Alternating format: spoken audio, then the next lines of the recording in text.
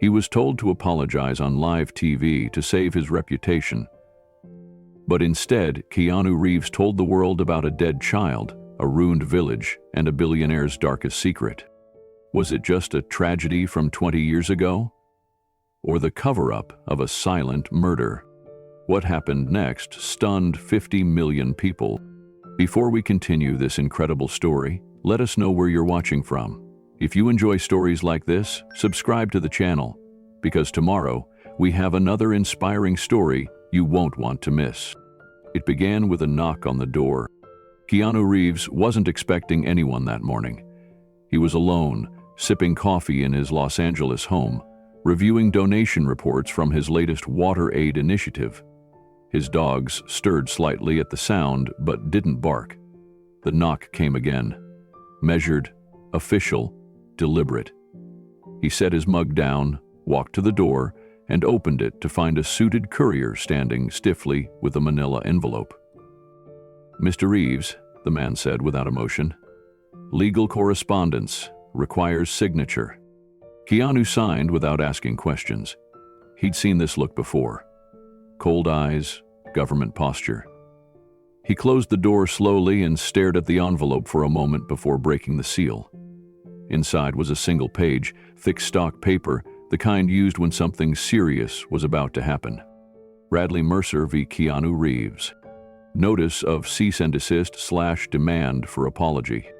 Live broadcast opportunity. The Evan Jordan Show, 8 p.m., Friday. Keanu read the line twice, then a third time. Mercer.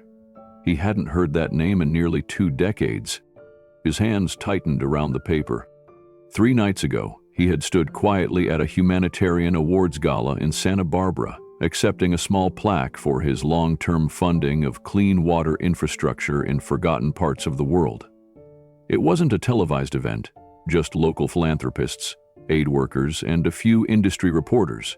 When asked what changes he hoped to see in the coming years, Keanu had answered honestly, "I'd like to see fewer corrupt tech billionaires hijacking global aid efforts," he'd said, calmly.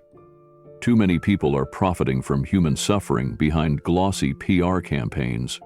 He hadn't said any names, but apparently one man had heard his name, even when it wasn't spoken. Bradley Mercer, tech visionary, billionaire, founder of Nexora Industries, publicly praised for developing affordable, solar-paneled water purification units distributed in over 40 countries.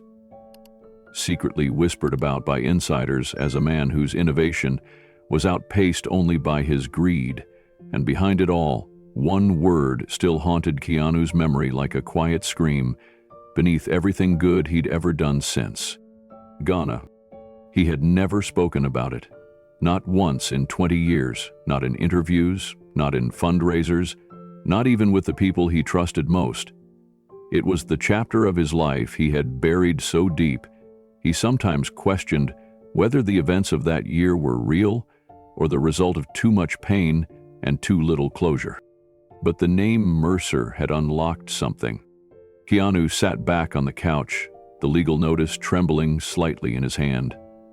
Mercer was demanding a public apology on national television, not a private meeting, not a quiet legal settlement, a live broadcast. The Evan Jordan Show, one of the biggest weekly programs in the country, a place for celebrity interviews and primetime apologies, and Keanu's name had been booked for Friday night. He reread the final line on the letter. "Failure to appear will result in a defamation lawsuit, immediate media retaliation, and exposure of materials currently in our possession related to your involvement in the 2004 Ghana project." He froze. So that was it. This wasn't about pride, it wasn't even about money. It was about silencing him, about keeping what happened in Ghana buried for good. Mercer wasn't scared Keanu had defamed him. He was scared Keanu would finally speak. And for the first time in 20 years, Keanu wasn't sure he wanted to stay silent anymore.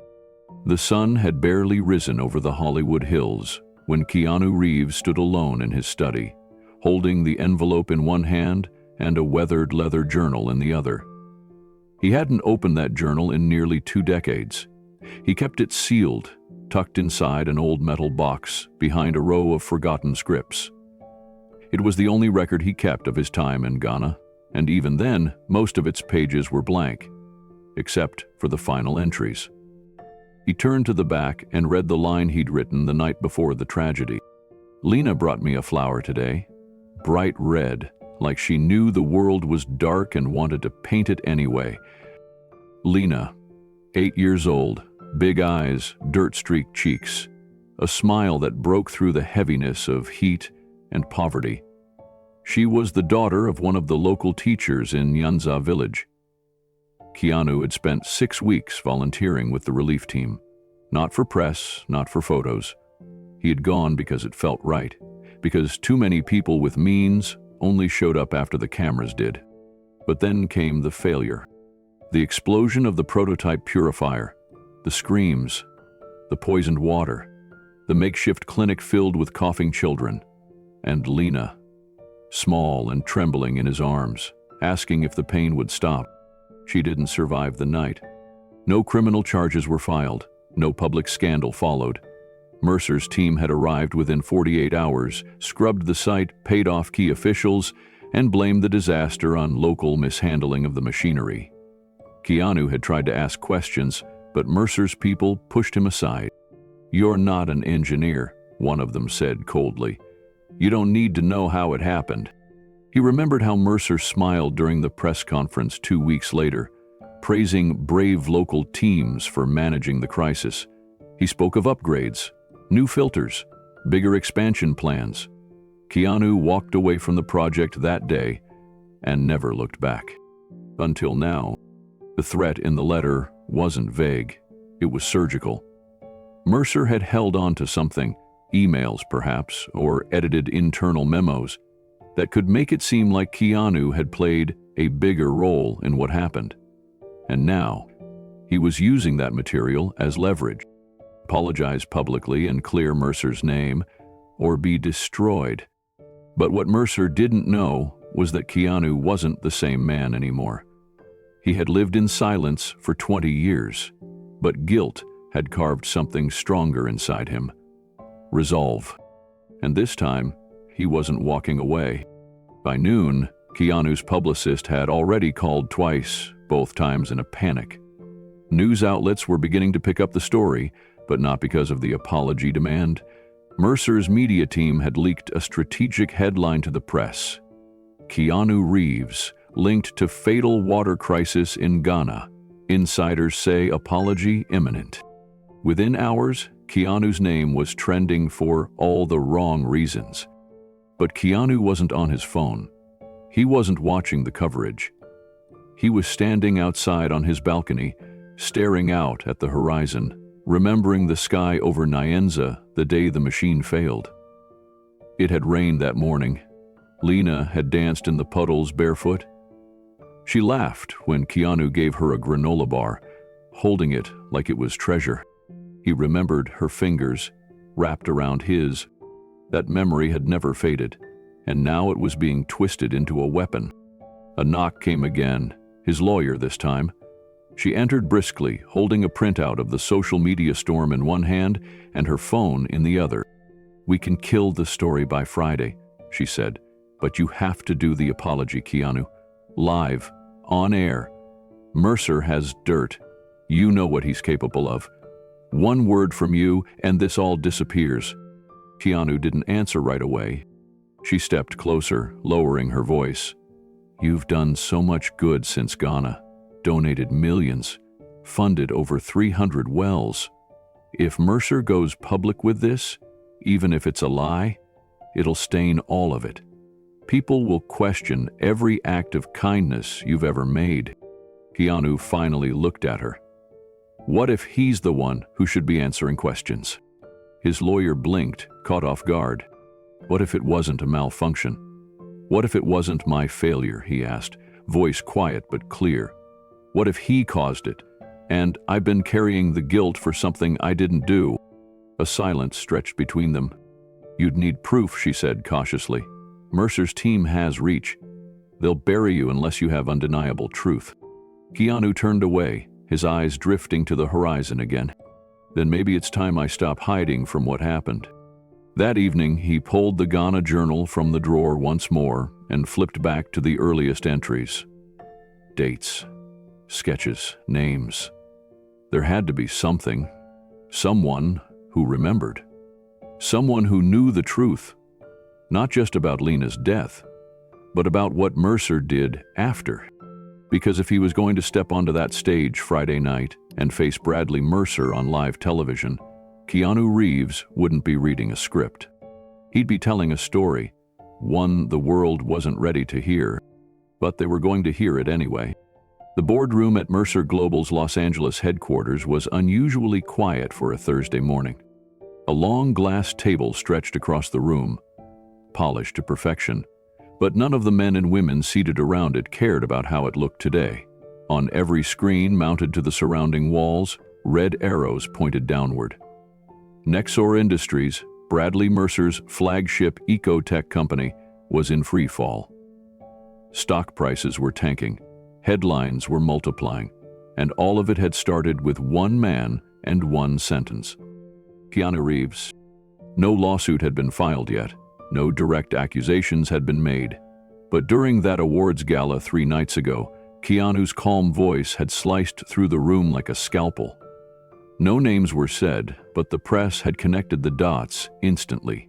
Everyone knew who he meant. Mercer had spent the last decade branding himself as the savior of clean water innovation. His face was on billboards. His voice narrated charity ads during Super Bowl commercials. He even headlined UN panels about sustainable development. And now, because of one offhand remark, investors were pulling out. A senior board member finally spoke. "We've lost 15% of our institutional investors in 48 hours. Another 10% is preparing to exit. If we don't contain this, it's going to get worse." Mercer stood at the head of the table, arms crossed, his jaw twitching slightly. His assistant, Sarah Chen, seated just to his left, glanced at the tablet in her hands. "We've had nearly 300,000 negative social media impressions since last night alone. Keanu's quote is trending under multiple hashtags." Mercer's eyes didn't move. He seemed to be staring through the glass wall ahead, out over the Los Angeles skyline. But Sarah could tell he wasn't seeing any of it. "Is reckless," Mercer said finally, "pretending to be noble while dragging down companies that actually build solutions." "Sir, we need to discuss damage control," another board member interrupted. "Should we issue a statement, push a countersuit? Our PR team says the public expects a response within the next 12 hours. Mercer turned toward them slowly, and his voice dropped. "We're not issuing anything." A murmur passed through the room. "He'll apologize," Mercer continued, now walking to the head of the table.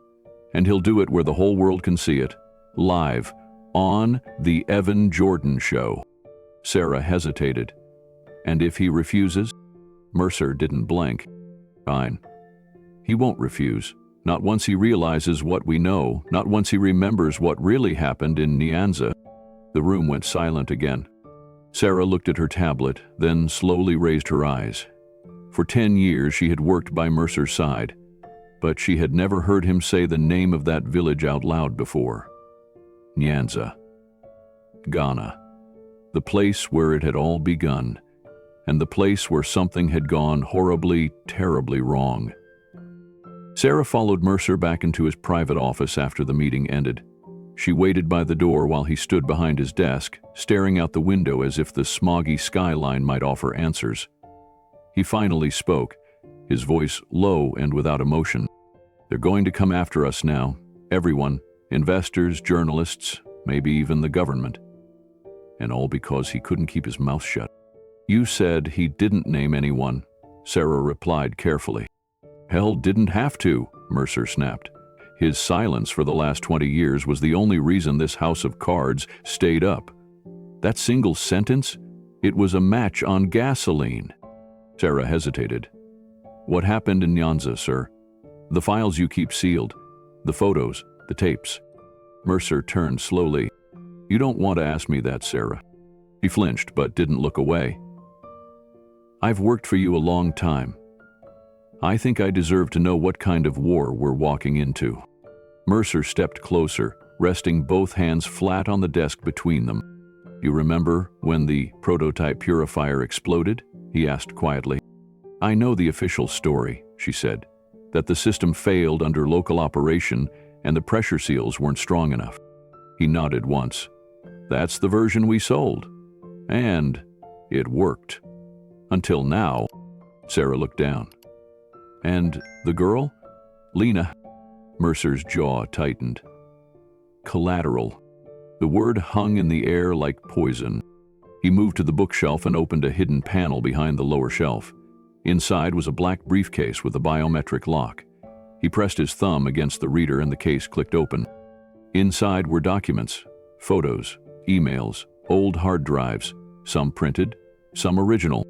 "These are what we'll use if Reeves doesn't comply," Mercer said. "Correspondence from his time at the Nyanza site, instructions about parts procurement, budget approvals." He signed off on the equipment. "But I thought your team handled—" "Hell signed them," Mercer cut in. "Doesn't matter who made the decisions. In court, signatures win." Sarah stared at the papers. Her gut twisted. "Sir, if these get out, they don't just hurt him, they cast doubt on everything we've ever claimed. The purification tech, the safety protocols, the charity arm." Mercer closed the case slowly. "Then they won't get out. Not if he apologizes. Not if he bends the knee and takes the blame. That's the deal." Sarah nodded, but a shadow passed behind her eyes. She was starting to realize that Mercer wasn't just trying to protect the company. He was trying to protect himself. That evening, Mercer sat alone in the executive lounge of his penthouse office, a single glass of bourbon untouched in his hand. The screens on the wall were muted now, but the tickers kept running. Stock prices, news headlines, live reactions. All of them tracing back to that one phrase: corrupt tech billionaires hijacking global aid efforts. He could still hear Keanu's voice in his mind, calm, unshaken. No name needed, yet every viewer knew who it pointed to.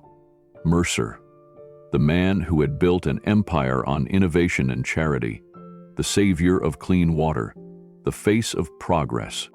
And now, the illusion was cracking. He opened a tablet on his lap and scrolled through a private dashboard, one not available to his public team. It tracked any data queries tied to his name and the word Ghana.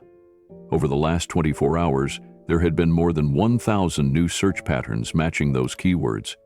Some came from known newsrooms, others from anonymous academic domains. A few came from IP addresses located just outside Los Angeles. Someone was digging. Mercer's hand clenched around the tablet. He had made one mistake, and it wasn't Ghana. It was underestimating Keanu. He thought the actor would crumble under pressure, that the guilt he'd carried all these years would be enough to silence him. But something had shifted. Something had woken up inside the man, and that terrified Mercer more than any lawsuit. He sent a secure message to his personal investigator. "Begin surveillance on Reeves. Full movement profile. Tap into known contacts, especially anyone with ties to the Nyanza project. We need to know who he's talking to. Before Friday." A confirmation reply came back seconds later. Mercer stood and walked to the floor-to-ceiling window overlooking the city. His reflection stared back at him. Older than he remembered, colder than he liked to admit. For 20 years he had rewritten the narrative. Not just about what happened in Ghana, but about who he was.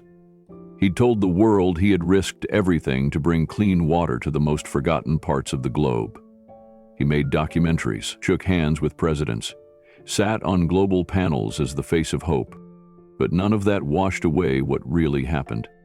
He had burned the reports, buried the evidence, framed local engineers, and he thought it had all died in the smoke of that failed machine. Except for Lena, except for the child he never meant to kill. He took a slow breath, as if saying her name might summon ghosts. Then he whispered to the empty room, "He won't survive this, not if I have anything to say about it." And somewhere deep inside, for the first time in years, Bradley Mercer felt fear. Real fear. Keanu Reeves sat on the floor of his study, knees bent, back resting against a worn bookshelf. A dusty metal lockbox sat open beside him, filled with faded papers and photographs. He held one photo in both hands, a snapshot of a village woman drawing water from a rust-colored tank, with a child smiling beside her. The edges were curled. The ink had faded, but Keanu remembered the moment it was taken. The child's name was Lena. The village was Nyanza, and the man standing just outside the frame, clipboard in hand, checking measurements on a purifier valve, that had been him. He took a deep breath and picked up the journal again. A brown, leather-bound notebook, soft from age and wear. It wasn't filled with polished entries. Most of it was scribbles, notes, impressions from the trip. Dates, weather reports, pieces of local conversation. He'd used it to ground himself in the reality of the people he'd met, hoping to remember their names, their struggles, and their hope. But in the last few pages, the tone shifted. Day 38. Lena fell asleep beside me while I was reading. I didn't want to move. She says the water tastes funny today. I told her it was just the pipes settling, but she looked worried. Day 39. The purifier failed. I don't know how. One minute we were preparing for a ceremony, the next people were coughing, throwing up. Children collapsed. I ran with Lena to the clinic. Her breathing was shallow. I can still hear her asking if she was in trouble. God. Day 40. Lena died last night. I was with her when it happened.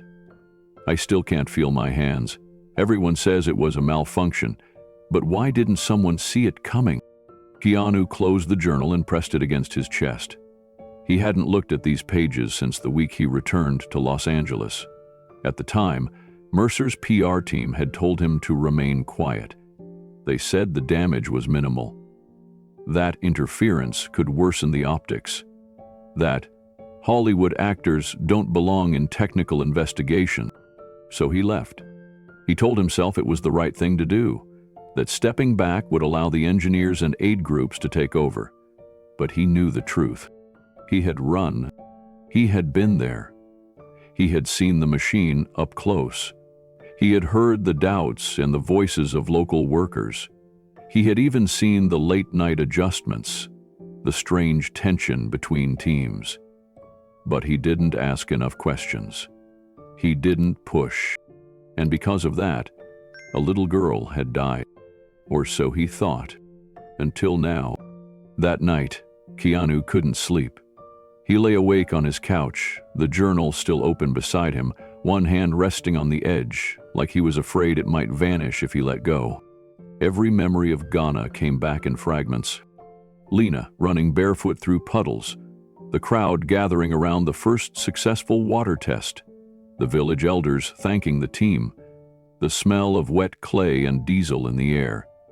And Mercer, always present but always distant, managing people like chess pieces, moving engineers from one tent to another, making late-night calls in hushed tones, disappearing for hours at a time. Keanu remembered asking him once, just days before the explosion, why he looked so tense. Mercer had smiled and said, "Too much pressure in the system." Keanu had thought he was joking. No, that line haunted him. He stood and walked to his bookshelf again. He pulled down folders from past donations. He had quietly funded over 20 clean water initiatives since Ghana.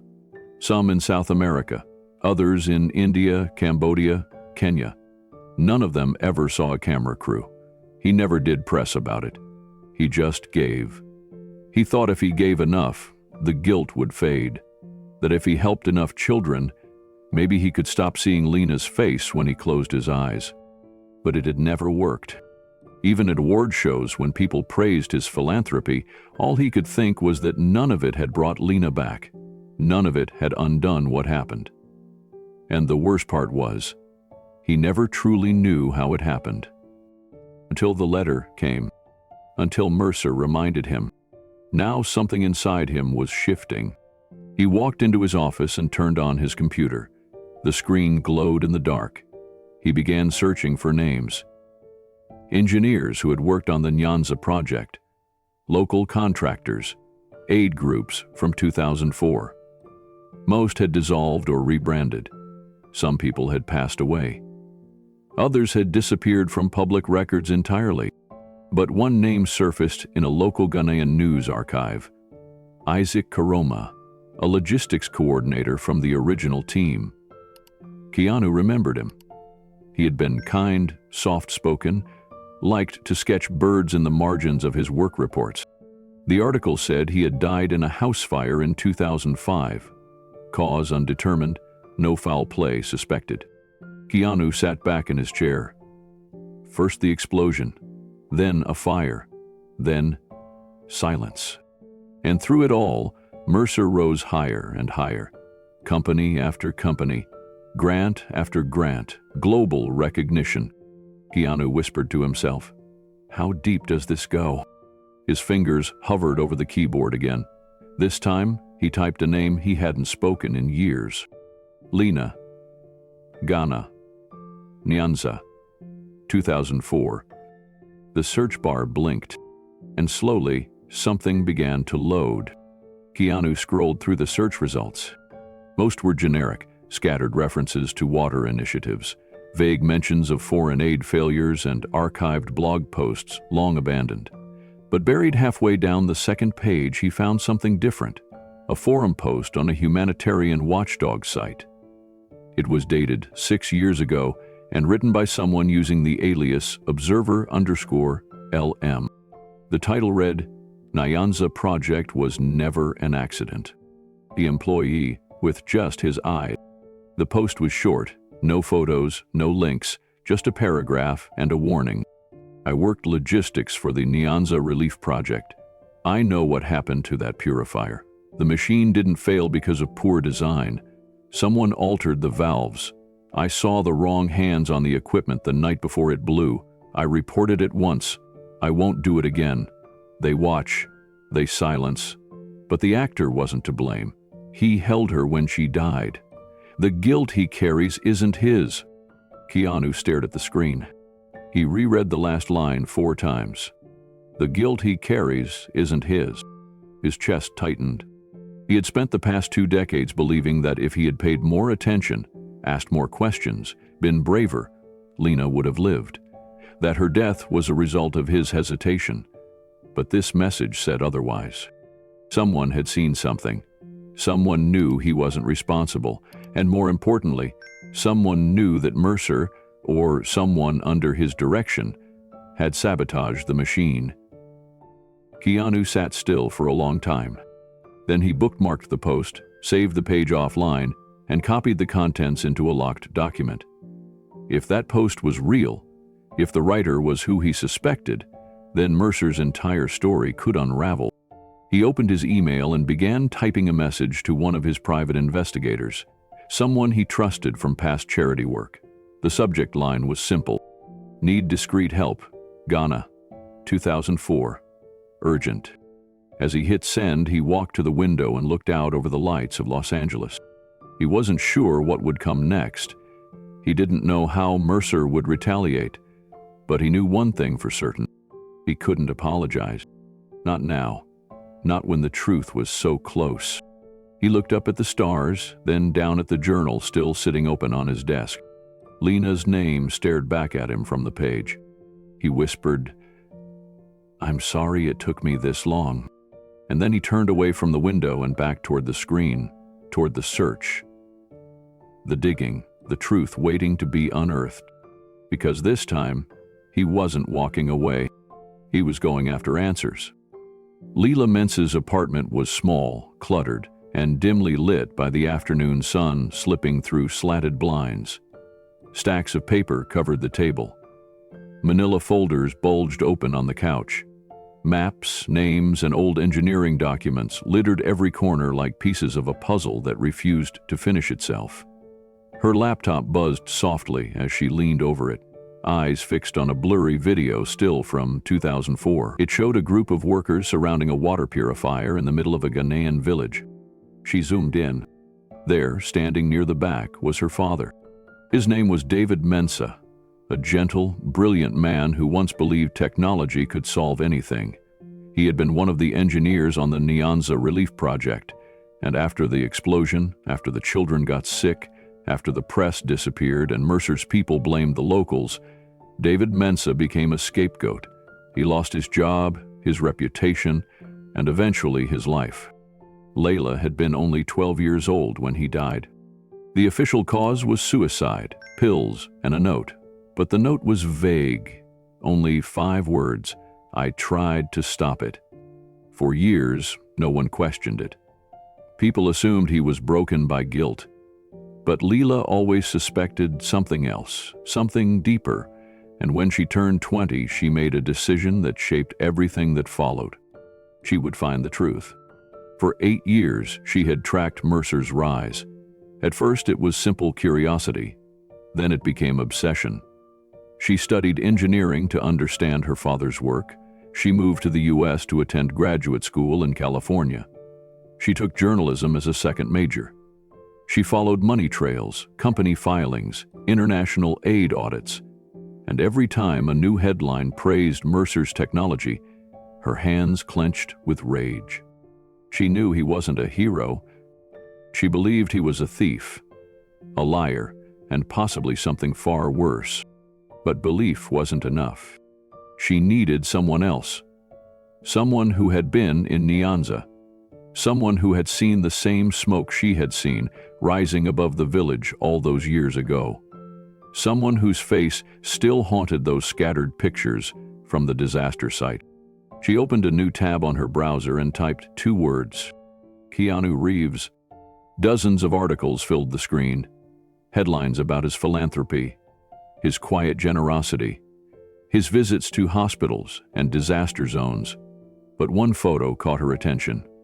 It showed him holding a child during a press event in 2004. It wasn't Lena, but the look in his eyes was the same. Fame, grief, responsibility. And suddenly, Layla knew what she had to do. Layla spent the next 6 hours gathering everything she had on Keanu Reeves. Not the public image, not the red carpets and viral subway photos, the real man. The one who disappeared from the spotlight after Nyanza. The one who, despite being worth millions, never flaunted it. The one who quietly donated to relief funds that didn't bear his name. It wasn't hard to follow the trail once she knew what to look for. He had funded 3 major clean water projects in South Sudan, Peru, and northern India, all anonymously. She'd confirmed them through third-party grant reports, tucked into boring international filings where most reporters never looked. He had also contributed to a legal fund for displaced engineers in East Africa. One of the lawyers listed was a man her father once worked with. This wasn't guilt money. It was something deeper. Keanu had never spoken publicly about Nyanza. No interviews, no memoirs, no quotes. But he hadn't forgotten. That much was clear. He had spent 20 years quietly trying to make something right.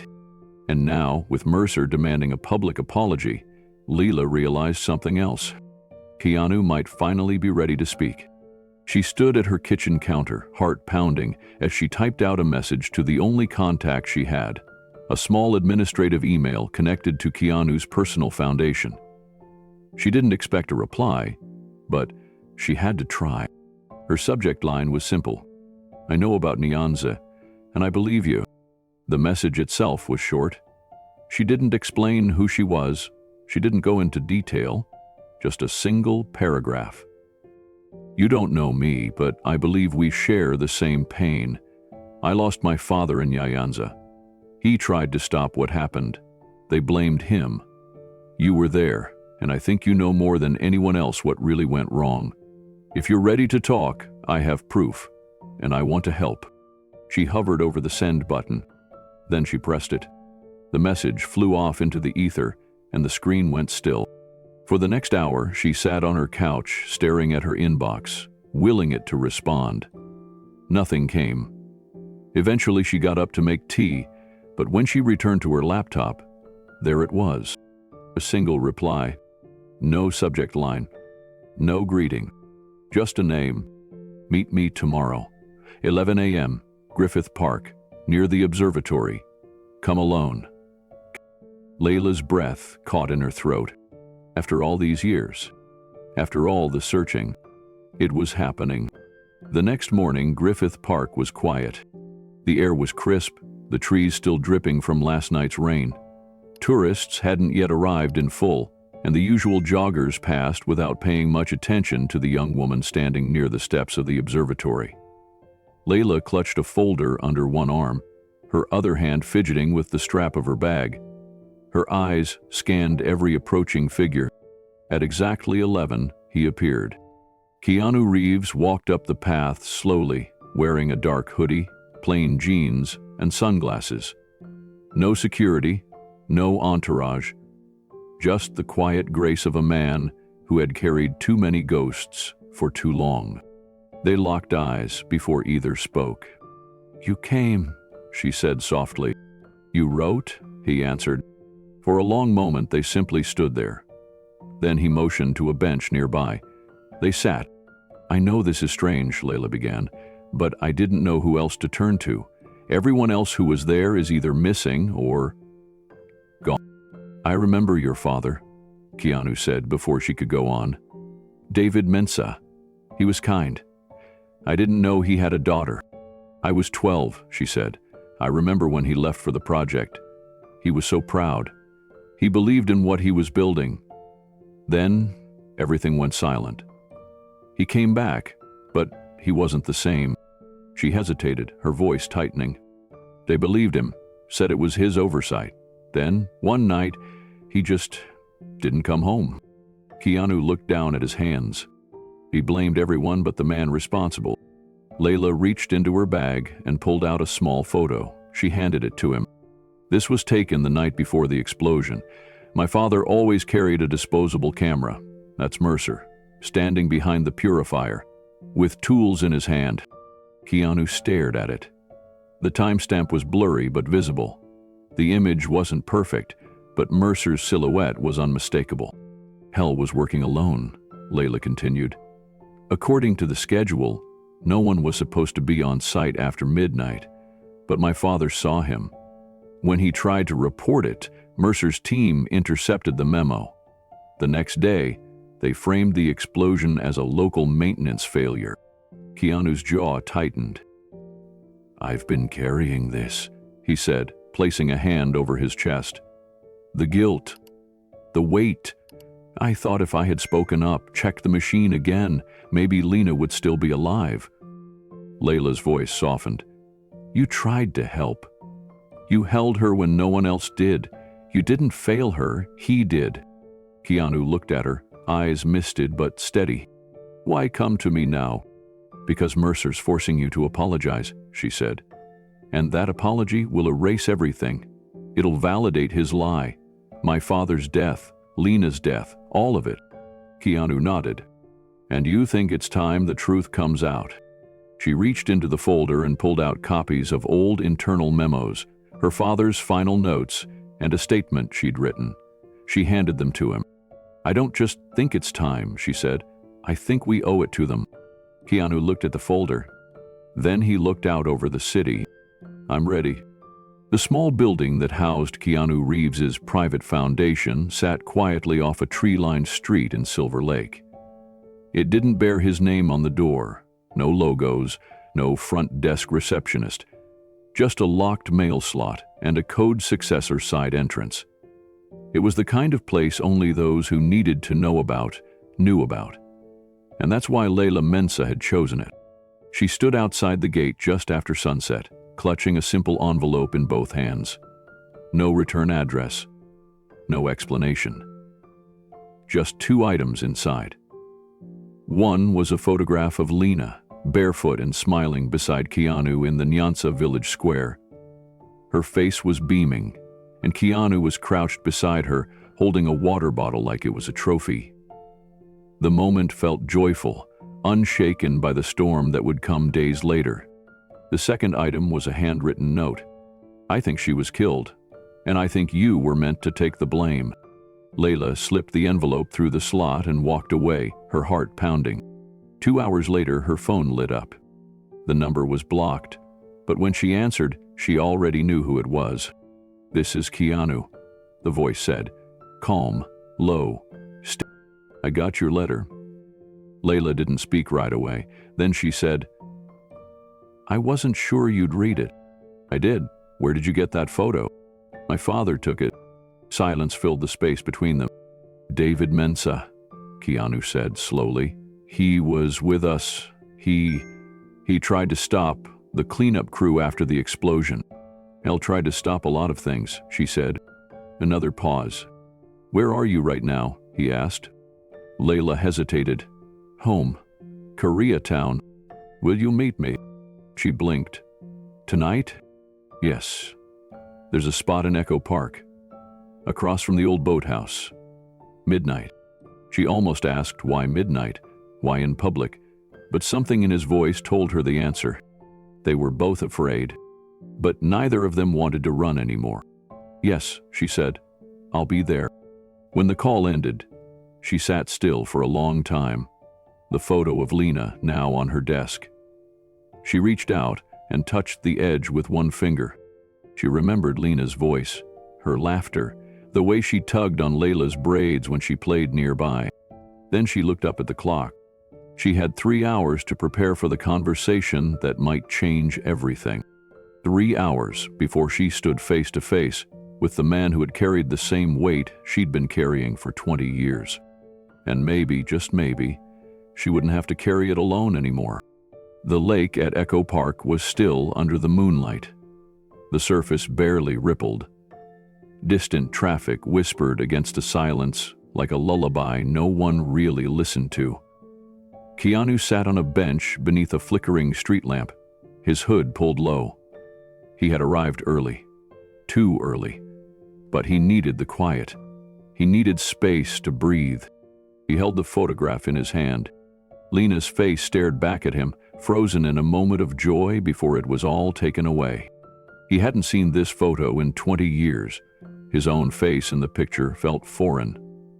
Lighter, less burdened, full of naive hope. The man in the image had believed they were doing something pure. The man staring at it now knew how fast illusions could collapse. Footsteps approached from the gravel path. He looked up. Layla appeared, her posture straight, but her eyes carrying the same grief he felt in his bones. She walked slowly, cautiously, and then stopped, a few feet away. "You came," she said, voice barely louder than the wind. "You did too," he replied. "Thank you." She nodded and sat on the far end of the bench, leaving a respectful space between them. For a moment, neither of them spoke. Then Keanu held out the photo. "I remember this day," he said. "We had just finished the first filtration run. Lena wouldn't stop laughing. She poured the water over my shoes." "Cheem said you looked too serious," Layla replied. Keanu smiled faintly. "She always knew how to break the tension. She was like that. My father said she reminded him why he believed in the work." Keanu's expression darkened. "I remember your father too. He was quiet, but he saw everything." Layla's gaze didn't move from the water. "They blamed him for the failure, for the leak, the pressure valve. They said it was his oversight that caused the contamination. But it wasn't," Keanu said. "No," Layla whispered. "It wasn't." She turned to face him now. "He came home and barely spoke. He stayed up nights writing letters, making phone calls. But Mercer's team blocked him at every turn. He told my mother he had proof the machine had been tampered with. A week later, he was gone." Keanu looked down. "They told me to stay out of it, said if I made noise the entire project would collapse, that I'd ruin lives." "You didn't ruin anything," Layla said. "They did." He nodded slowly, emotion building in his throat. "I've spent 20 years believing I failed her. Lena, that if I had stayed one more night, asked one more question, maybe she'd still be alive." "She died because someone valued money more than lives," Layla said, "and because people like Mercer knew no one would challenge them. Keanu turned toward her. "I'm ready to challenge him now." The silence between them stretched for a while. It wasn't uncomfortable. It was the kind of silence that only two people who had lived through the same wound could share. Layla finally broke it. "Do you ever think about what would have happened if the purifier hadn't exploded?" "All the time," Keanu said quietly. "I think about how different her life could have been. Lena wanted to go to school. She told me she wanted to be a teacher, like her mother. I thought maybe, years later, I'd go back and she'd be there, running a classroom." Layla nodded. "I used to dream the same thing. Sometimes I'd imagine that none of it happened, that I could visit Nyanza again and find her waiting. But now, he's gone," Keanu said. They sat with that truth for a long moment. "But the lies aren't," Layla continued. "Mercer made sure of that. His version of the story, of who failed, of what went wrong, that's what survived, not ours." Keanu looked at her, his voice steady. "It's time we change that." Layla reached into her coat pocket and pulled out a USB drive. "I've been collecting everything. Company memos, shipment records, test results. Some of it was buried in overseas filing systems. Some came from whistleblowers. I haven't gone public yet because I didn't think anyone would believe me." Keanu accepted the drive with both hands. "They will now." She watched him for a moment. "You're really going on the show, aren't you?" "Yes," he said, "but not to apologize." "Then what?" "To tell the truth, about Nyanza, about Lena, about your father, about everything Mercer tried to erase." Layla's expression softened. "It won't be easy. He'll come after you. He has lawyers, media connections, people who owe him favors. I'm not afraid of that anymore." She studied him carefully. "Why now?" He looked down at the photo again, Lena's smile staring back at him through time. "Because for 20 years, I've been living like I had something to atone for. But maybe what I really had was something to defend. Her memory, your father's truth, and all the people who were silenced so he could build his empire." Layla exhaled. "Then let's defend it." Keanu turned to her. "I'll need your help. I'm going to need you with me. On the show. In the audience, at least. If things go wrong, if I get cut off, discredited, I want someone ready to speak." Layla nodded slowly. "You'll have me." They sat together in the cold for another few minutes, the city lights flickering in the distance. When it was time to leave, they stood together. As they started to part ways, Keanu paused and looked at her. "You said your father left a note." She nodded. "Just 5 words. What did it say?" She met his eyes. "I tried to stop it." Keanu's voice was barely above a whisper. "Then we'll finish what he started." They walked away in opposite directions, 2 shadows disappearing into the night. But, for the first time in 2 decades, they weren't walking alone. They were walking toward the truth. The envelope arrived by private courier just after noon. It wasn't marked urgent, but everyone in Keanu's office knew what it was. His assistant handed it to him without a word. The man in the suit who had delivered it never gave his name. He just waited in the lobby for the signature, then walked out as if nothing important had passed hands. Keanu sat in his private meeting room, the envelope resting unopened on the table for several minutes. Across from him sat his attorney, Eva Landry, a former prosecutor with a sharp mind and sharper instincts. She had been with Keanu since the early years of his foundation. Today, she looked more guarded than usual. "Do you want me to open it?" she asked. Keanu shook his head. "No. I need to see it myself." He slid his thumb beneath the seal and unfolded the documents inside. At first, it looked like standard corporate boilerplate. Legal warnings, citations of public defamation statutes, references to the upcoming broadcast. Then came the real threat. A printed email exchange between Keanu and a fictional engineer named Gavin Holder.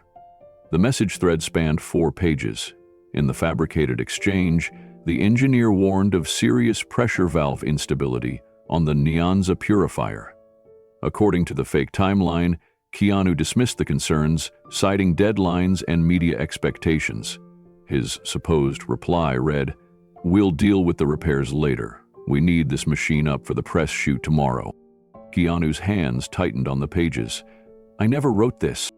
Eva was already reading over his shoulder, her brow furrowed. "The formatting is too clean. No original headers. They were rebuilt, not forwarded. This is a fake. But to the public it won't look like one." Keanu exhaled. "How bad?"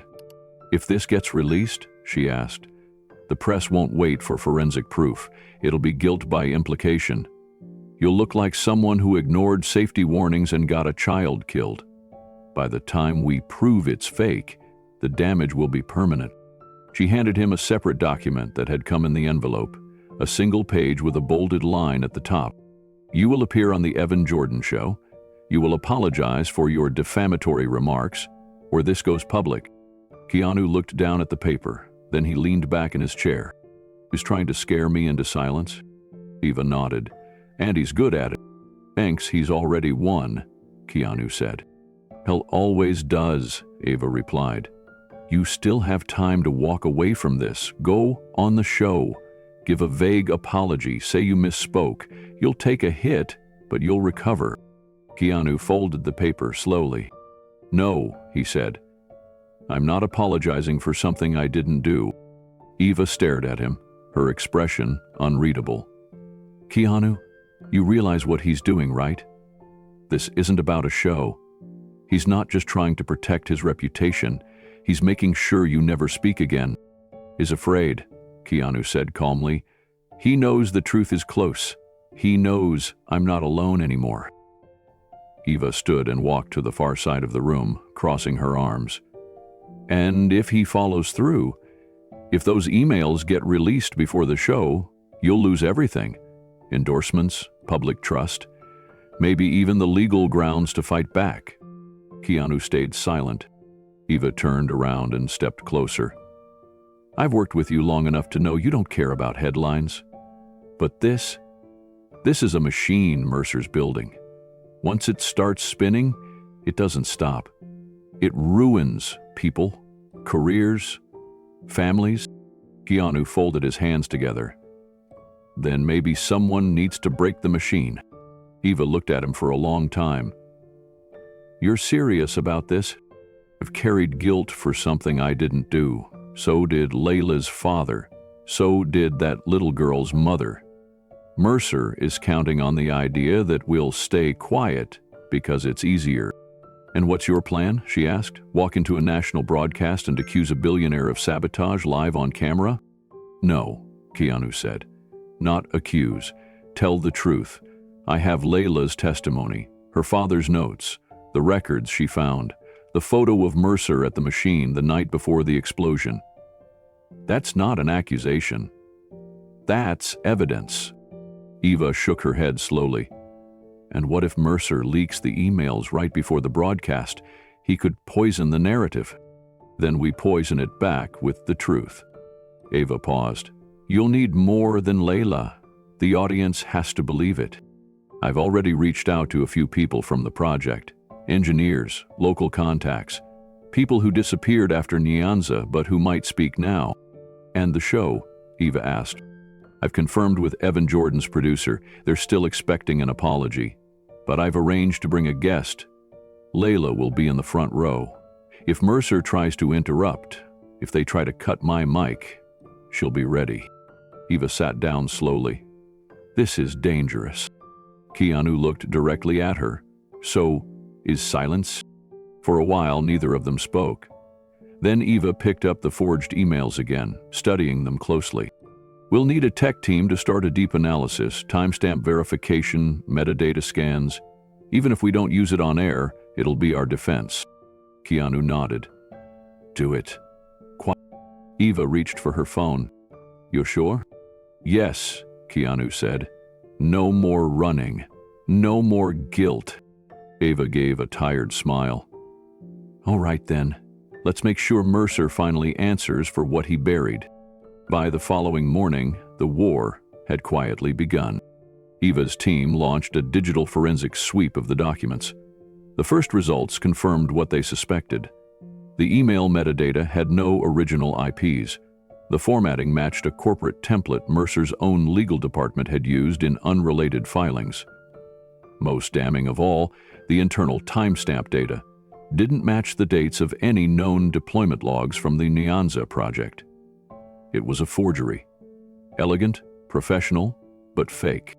Keanu reviewed the findings with quiet focus. He didn't raise his voice, he didn't swear, but his resolve only grew stronger.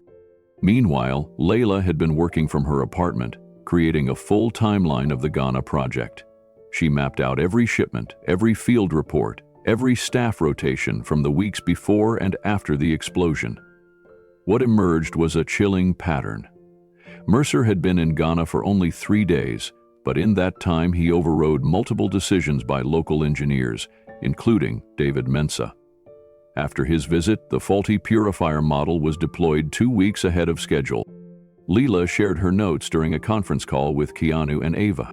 "I don't have direct proof he tampered with the unit," she said, "but I have documentation that he removed oversight protocols, skipped water contamination testing, and fast-tracked the prototype. He needed it live before a UN inspection deadline. He gambled on it working long enough for the photo ops." "And when it didn't?" Eva asked. "Hell blamed my father," Leela said. "Then he left the country that night." Keanu leaned back in his chair. "The truth's in the cracks," Eva agreed, "but we'll need to present it cleanly. Jordan's producers won't allow wild speculation.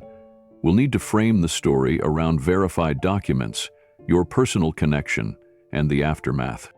"What about the girl's mother?" Layla asked softly. Keanu closed his eyes.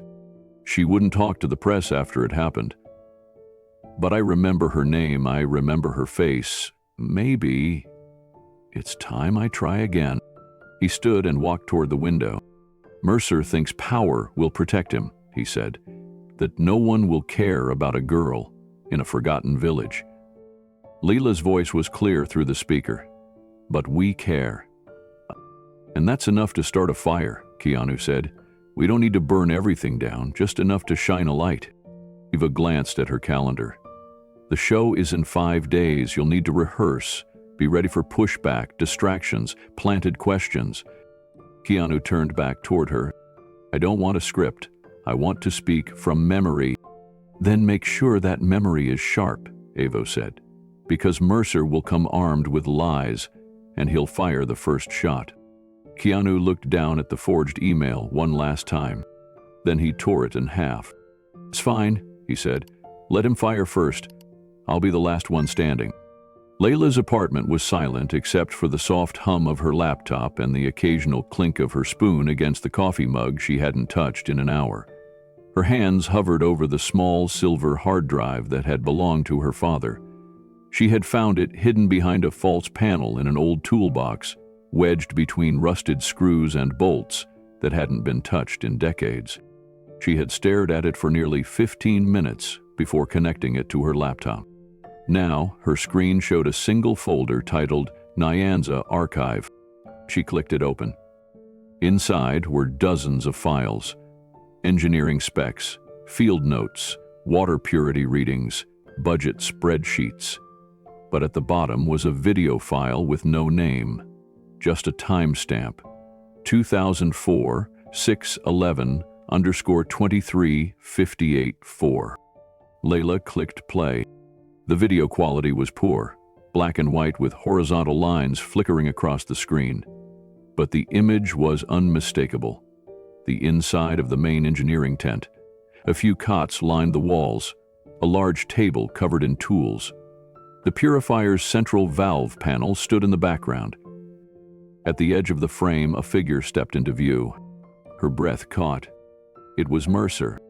Even through the grainy footage, his walk, his build, his profile, they were all clear. He didn't notice the camera, likely placed high in the corner of the tent. He moved quickly, wearing gloves. He opened the valve casing and removed something from his jacket. A wrench, maybe, a part. He worked silently, unscrewing, adjusting, replacing. It wasn't maintenance. It was something more deliberate. And then he checked his watch, tucked the tools back inside his coat, and left. The video ended.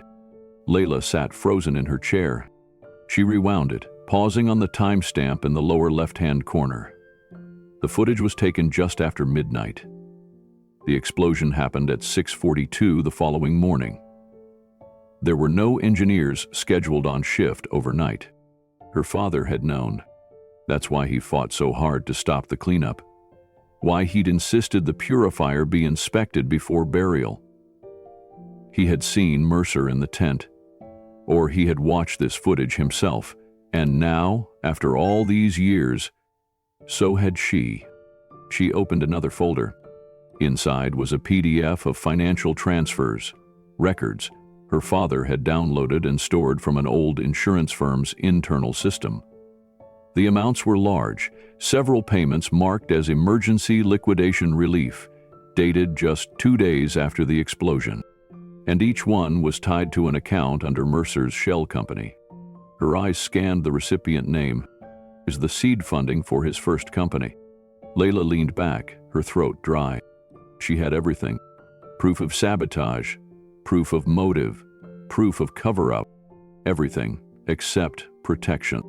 Layla stared at the screen as the financial documents loaded in full. Her pulse beat like a drum in her ears. For years she had been piecing together suspicions, tracking whispers, linking patterns. But this was no longer a theory. This was evidence. Cold, dated, recorded. She clicked through a trail of spreadsheets, each tied to international wire transfers routed through tax havens in Malta, Mauritius, and the Cayman Islands. On paper, they looked like standard aid disbursements, but the payout, labeled Emergency Infrastructure Failure, Claim 44,927, stood out. The date? June 13, 2004. The recipient, Aquanexus Holdings. That name lit something in her memory. She opened a tab and searched the incorporation record. Aquanexus Holdings had become the foundation for Mercer's entire empire. It later rebranded to Mercor Technologies, the company that made him a billionaire. The same company, now under scrutiny. Her father must have found these files just before he died. The weight of it hit her like a wave. He hadn't given up. He hadn't been broken by shame. He had been silenced. By fear, by isolation, by a system that made sure no one listened. And now, she was holding the key he never had time to use. She opened a secure folder on her desktop and copied all of it inside. The video, the files, the insurance records. Then she plugged in a second hard drive and duplicated the evidence again. One would stay with her. The other would be stored off-site. She didn't trust email. She didn't trust firewalls. Not with someone like Mercer. As she waited for the transfer to complete, she picked up her phone and dialed Eva Landry. It was just past 11 at night, but Eva answered on the first ring. "Layla?" "I found it," she said. Eva's voice sharpened instantly. "Found what?" "Everything. My father's hard drive. Mercer caught on camera the night before the explosion. I have it.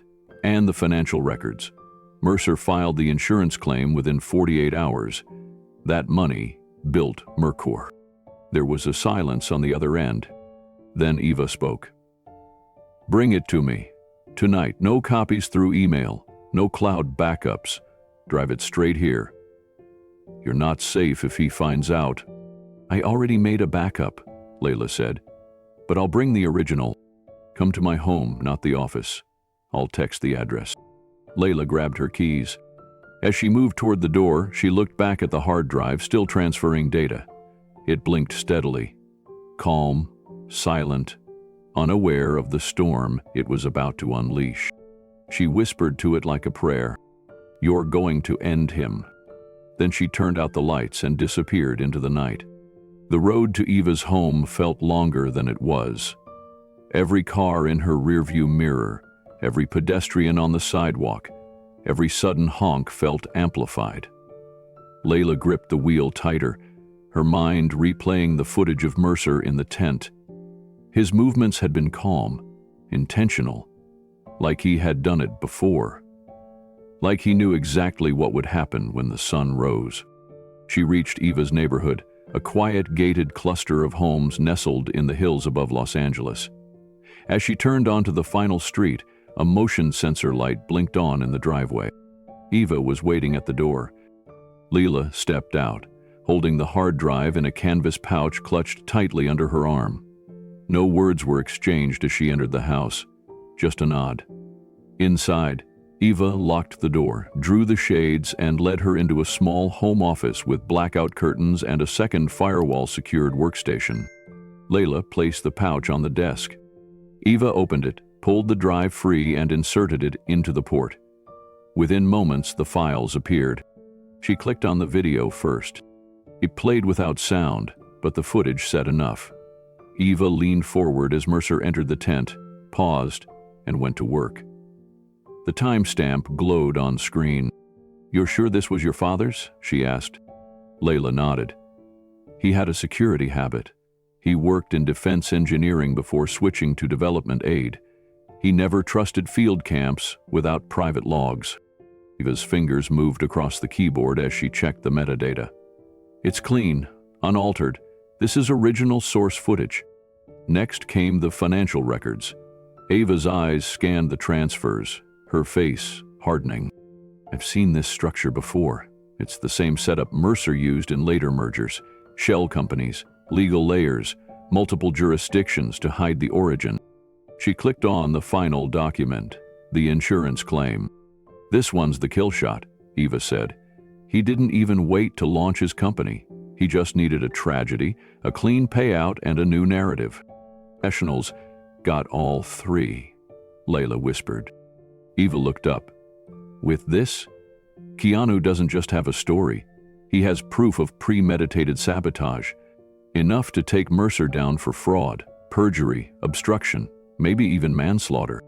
Leila sat down slowly. "But that means Mercer will know. He'll panic." Eva nodded. "Which is why we're going public sooner. We leak the documents strategically, just enough to get the media asking questions the night before the show. Then, during the live interview, Keanu tells the whole story, clean, brave, undeniable." "And what about me?" Leila asked. Eva didn't flinch. "You'll be protected. You can promise that?" "No," Eva said quietly. "But I can promise we'll never let your father's death be in vain." Leila closed her eyes. She could still see her father's face the night he returned from the Nyanza camp. Haunted, broken, but holding something he never told her. Now she knew what it was, and she was ready to finish what he started. The room was dim, lit only by a single desk lamp. Keanu sat alone in the corner of his study, a leather-bound journal open in his lap. The pages were worn and yellowed at the edges, ink faded from the years and the heat of countless summers. His handwriting, once confident, had grown shaky by the final entries. But one page, dated June 10th, 2004, remained burned into his memory. "She's always waiting at the edge of the well. Every morning, smiles like it's a game. Says the water tastes better when I'm the one who fetches it." Her name was Lena, 7 years old, bright as the Ghana sun. Her laugh echoed louder than the village radio. She'd run barefoot through the grass, braids flying behind her, pretending to be a reporter interviewing Keanu about his movies. The children had adored him, but Lena had attached herself like a shadow. He hadn't minded. She reminded him of his sister when she was little. Curious, gentle, never afraid to ask real questions. She'd once tugged on his sleeve after a long meeting and asked, "Why do the people who come from far away always leave?" That one question had haunted him more than anything else. He turned the page. The entry was dated the morning of June 12th. "Lena has a cough, nothing serious, they say. She's resting in the shade. Gave me a drawing she made with charcoal on cardboard, me holding a water bucket and her laughing. Said I was the strongest actor in the world." That drawing had stayed folded in his luggage for years, long after the funeral, long after he stopped talking about Nyanza at all. It was still tucked in the same folder as his journal, now beside him on the desk. He gently unfolded it, smoothing out the creases with his fingers. The cardboard was stained from time and travel, but the sketch was still visible. Stick figures, crooked smiles, wild hair, and a giant sun above them both. She had died 2 days after that drawing. Keanu closed his eyes, and the memories came rushing back. The day had been hot, too hot. Lena had been lying under a palm canopy, her breathing shallow, skin pale. They thought it was dehydration. Then vomiting started, then blood. The local medic hadn't arrived until nightfall. There was no helicopter, no emergency kit, just a village full of people praying it was a passing illness. But it wasn't. He had held her hand as her small frame convulsed and then fell still. He had whispered promises that help was coming, that she'd be okay, that she'd grow up and become a real reporter. He had lied, because no one came. No one had cared enough to come. He had never spoken about that moment to anyone, not to his family, not to the press, not even in interviews when he was asked why he disappeared from public life for months afterward. Now he understood why it had never made sense. The purifier that failed wasn't supposed to be online yet. The test results had been promising. They were weeks from full operation. But Mercer had forced the launch. For a photo, for a pitch, for stockholders who would never hear Lena's name. Keanu pressed the folded drawing to his chest and let the silence stretch. Outside his window, the world moved on. Cars, lights, a city that didn't know, didn't remember, or had never been told. But he remembered. He remembered every second of Lena's final moments. Her hand had gripped his weakly, her eyes flickering open just once more. She hadn't cried. She hadn't asked for her parents. She had only whispered one thing: "Don't go away." He hadn't known how to answer, and then her breath slipped from her chest like a candle extinguished in the wind. He stood up from his chair, pacing the room, fists clenched. How many interviews had he done since then, smiling, answering questions about roles, stunts, scripts, fame, while this had lived behind his ribs like a stone he could never swallow. And all that time, he had believed it was a tragic malfunction, a system failure, poor oversight. He had even blamed himself. Now, with Leela's video, her documents, her father's encrypted drive, everything was shifting. This hadn't been an accident.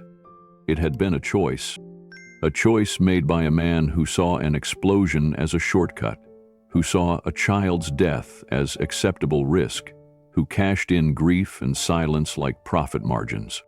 A soft knock on the study door broke through his thoughts. It was Erin, his longtime assistant. She stepped in gently, saw the journal, the drawing, the look on his face. "I saw the broadcast schedule," she said quietly. "They want your response by Thursday." Keanu didn't answer. "They're pushing the accidental blame narrative," she added. "Layla's name hasn't surfaced yet, but if Mercer suspects she's involved..." Keanu turned, his voice rough. "They're trying to rewrite a girl's death to protect a man who got rich from it." "I know," she said, "but going public could ruin everything you've built, your charities, the trust people have in your name.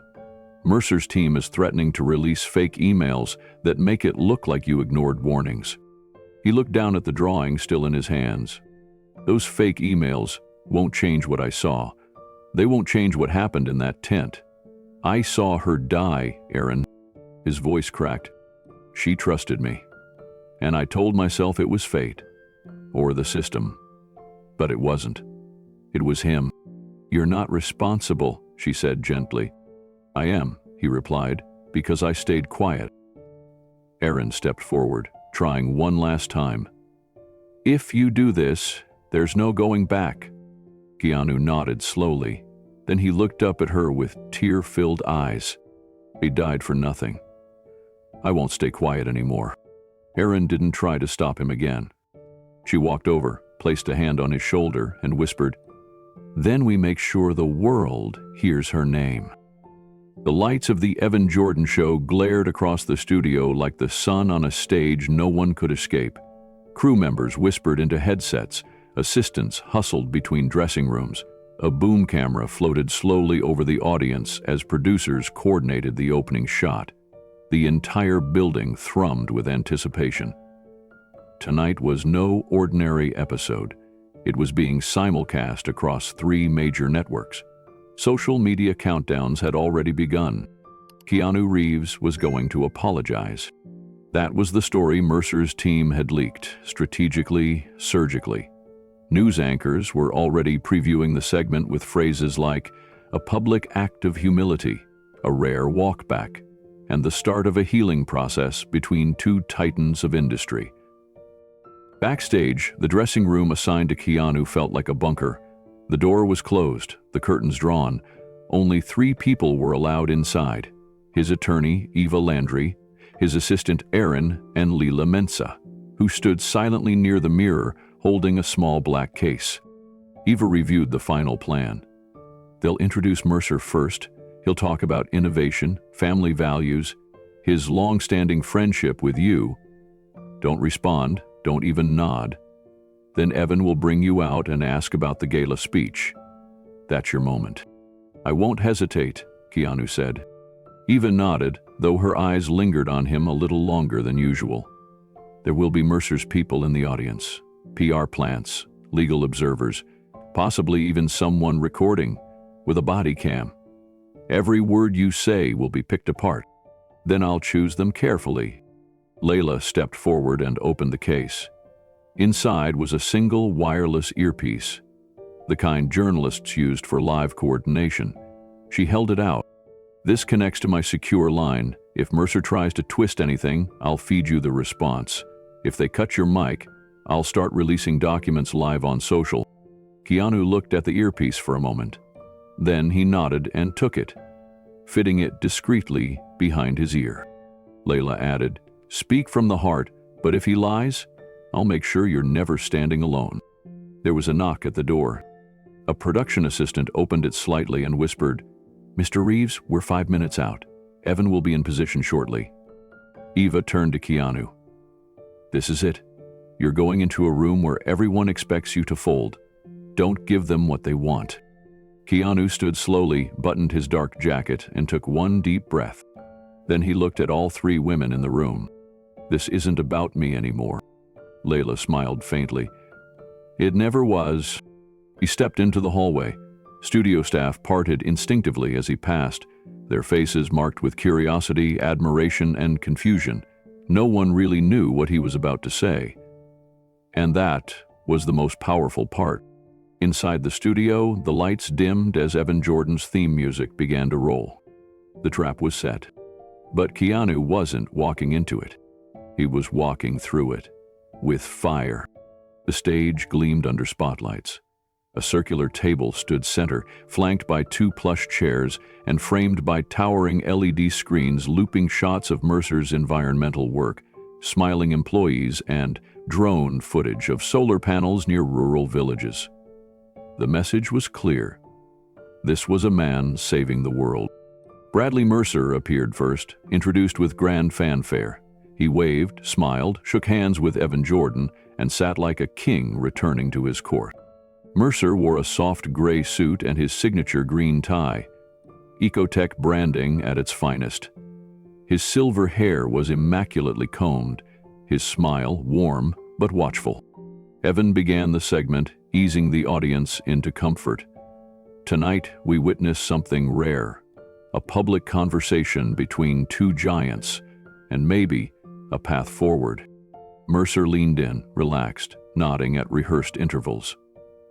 "I've always respected Keanu. We may differ in industries, but I believe we both want to make the world better. Which is why his words last month, they hurt. Not just me, my family, my team, the communities we serve." He folded his hands together solemnly. "I believe in reconciliation. Backstage, Keanu stood just beyond the curtain. The audio from the stage played through his earpiece. Leela's voice came in, clear and steady. Setting you up to look impulsive, don't react. Let him talk himself into the web. Evan's voice returned, and now to share his thoughts, his truth, and perhaps his apology. Please welcome Keanu Reeves. The audience clapped, some politely, some with uncertainty. Keanu walked out calmly, no theatrics, just presence. He shook Evan's hand, ignored Mercer's extended one, sat down. Evan began. Keanu, your comments at the gala for global relief were strong. Some say too strong. Tonight, many expect clarification, perhaps even contrition. What would you like to say? The room went still. Keanu looked down for a moment, then up. When I was 39 years old, I traveled to Ghana to support a clean water initiative. I wasn't the engineer, I wasn't the organizer. I was just the guy they sent to smile and take photos. The audience listened, unsure where this was going. But while I was there, I met a girl named Lena. He paused. Not for effect, but because her name still hurt to say. She followed me around every day, drew pictures, asked questions. She wanted to be a reporter. She died before she turned 8. Mercer shifted slightly in his seat. Am died because the water purification system failed catastrophically. Back then, I believed it was a malfunction, maybe rushed testing, maybe human error.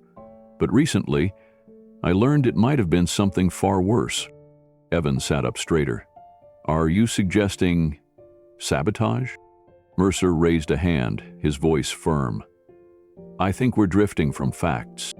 Keanu didn't blink. I think we're finally facing them. At that moment, Layla's voice came through the earpiece.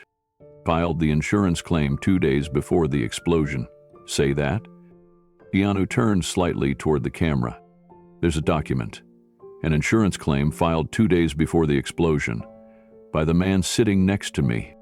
The air was sucked out of the room. And the trap was no longer his to fear. The camera panned across the glowing audience, their faces lit with anticipation, uncertainty, and curiosity. Some had come to see a Hollywood redemption story. Others had come hoping to watch a billionaire get vindicated. But none of them were prepared for what was about to unfold. Evan Jordan leaned forward at the sleek glass table, his voice smooth as ever. Welcome back to our special primetime edition.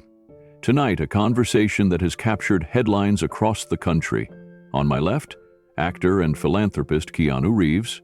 On my right, entrepreneur and global innovator Bradley Mercer. The camera cut to each man in turn. Mercer nodded slightly. Keanu sat still, calm, hands folded in his lap. Evan's smile held a practiced warmth. Keanu, let's start with the question everyone's asking. Tonight was framed as an opportunity to apologize, to clear the air, to make things right after what some have called a reckless accusation. Are you ready to do that? Keanu leaned in slightly, and the studio held its breath. Actually, Evan, he said softly, I'd like to start by telling you a story about a village and a little girl named Lena. Mercer's expression didn't move, but the tension in his jaw was visible. Evan hesitated, then gestured. Go ahead. Keanu's voice was measured, clear, without theatrics. In 2004, I visited a village in Ghana called Nyanza. I was part of a clean water campaign. There was a lot of excitement, press, energy. People believed the technology being introduced would change lives. I was just there as a face. But I met a girl, Lena, who followed me around every day. He glanced toward the audience, his tone softening. She was bright, brave. She wanted to be a journalist. She'd ask me questions with this little notebook she made from scrap paper. The day before the system failed, she drew me a picture. Said I looked like the strongest actor in the world. A few people in the audience let out quiet sighs. Keanu continued. She drank from the purifier. That's what we told everyone to do, to show trust. Hours later, she was sick, vomiting, shaking. By morning, she was gone. Evan cleared his throat.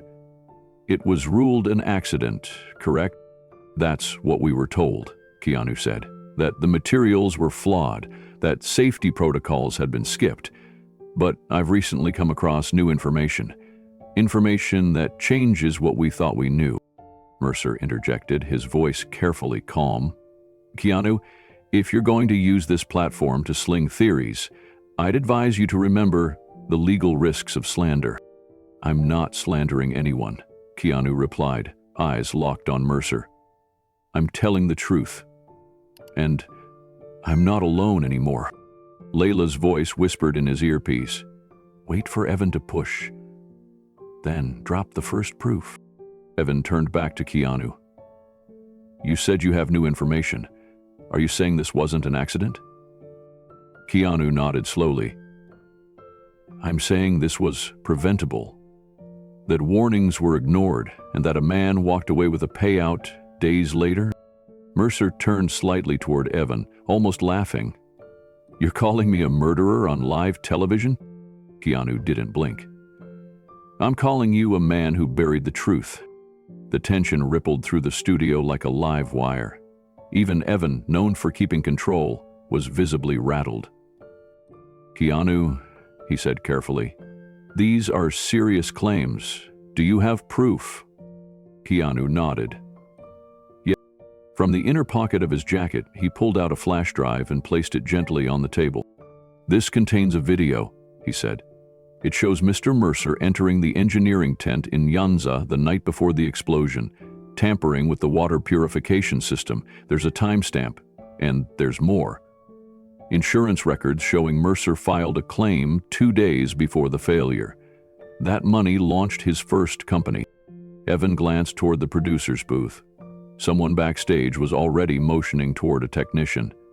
Mercer's face turned pale, but he kept his voice steady. This is absurd. Fabricated footage. Anyone can fake a timestamp. Keanu is an actor. He's playing a role. At my expense. But Keanu didn't flinch. There are also financial spreadsheets, leaked internal memos, testimony from Layla Mensa, whose father was falsely blamed and later took his life. All of it will be published tonight. Mercer tried to interrupt again, but Evan raised a hand. Let's pause for a moment. He turned to the audience. I want to be clear. What we're hearing tonight is unexpected. Our segment was not designed for an expose, but if these allegations are valid, they demand scrutiny. Mercer leaned forward. Evan, I came here in good faith. I believed Keanu wanted to resolve this quietly. Instead, he's ambushing me with conspiracy theories and illegal recordings.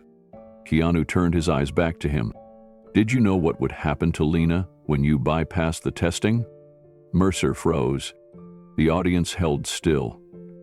I never touched that machine, he said. Keanu didn't move. Then why were you seen on the footage inside the engineering tent at midnight? Why were the pressure valves removed? Why did you flee the country the day of the funeral? Mercer stood abruptly. This is slander. I'll be filing lawsuits by morning. Evan remained seated. Bradley, you'll have your chance to respond, but the public deserves to see the video right now. A screen lit up above them. The audience gasped as grainy footage appeared. It was unmistakable. Mercer in the tent, working quickly, tools in hand. The timestamp glowed clearly in the corner. 23:58 and 4 seconds. The night before the purifier exploded. The studio fell into stunned silence. Evan's voice came, quieter now. And the insurance records? Keanu nodded toward the booth. They're with my legal team, and copies are being sent to multiple media outlets as we speak. Mercer was still standing, fists clenched at his sides. You'll regret this, he hissed. Keanu stared at him. Not as much as I regret staying silent. Evan looked to the camera, his voice almost somber. We're going to a commercial break, but when we return, "We'll speak with Layla Mensah." The audience didn't applaud. They didn't move. They had just seen the beginning of a truth too long buried, and the reckoning had only begun.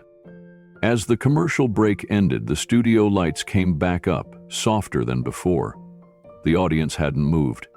Most sat forward, eyes wide, mouths slightly open, trying to understand the storm they were now inside. The video had stunned them. The timestamp, the quiet clarity of Mercer's presence inside that tent, the truth no one had expected to see on national television. Keanu sat still in his chair, hands folded in front of him.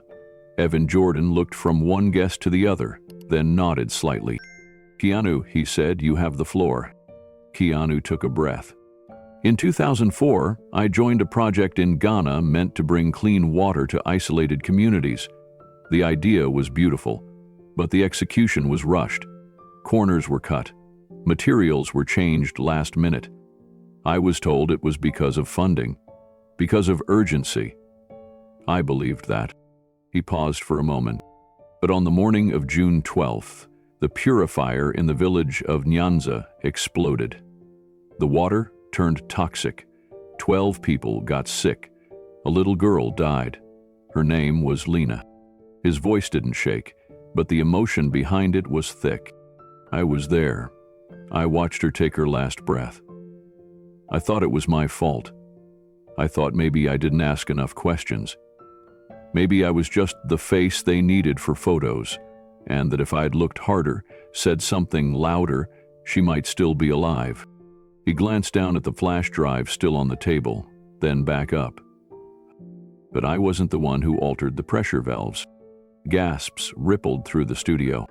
"I wasn't the one who overrode the engineer's warnings, ignored test results, and pushed the launch for a headline.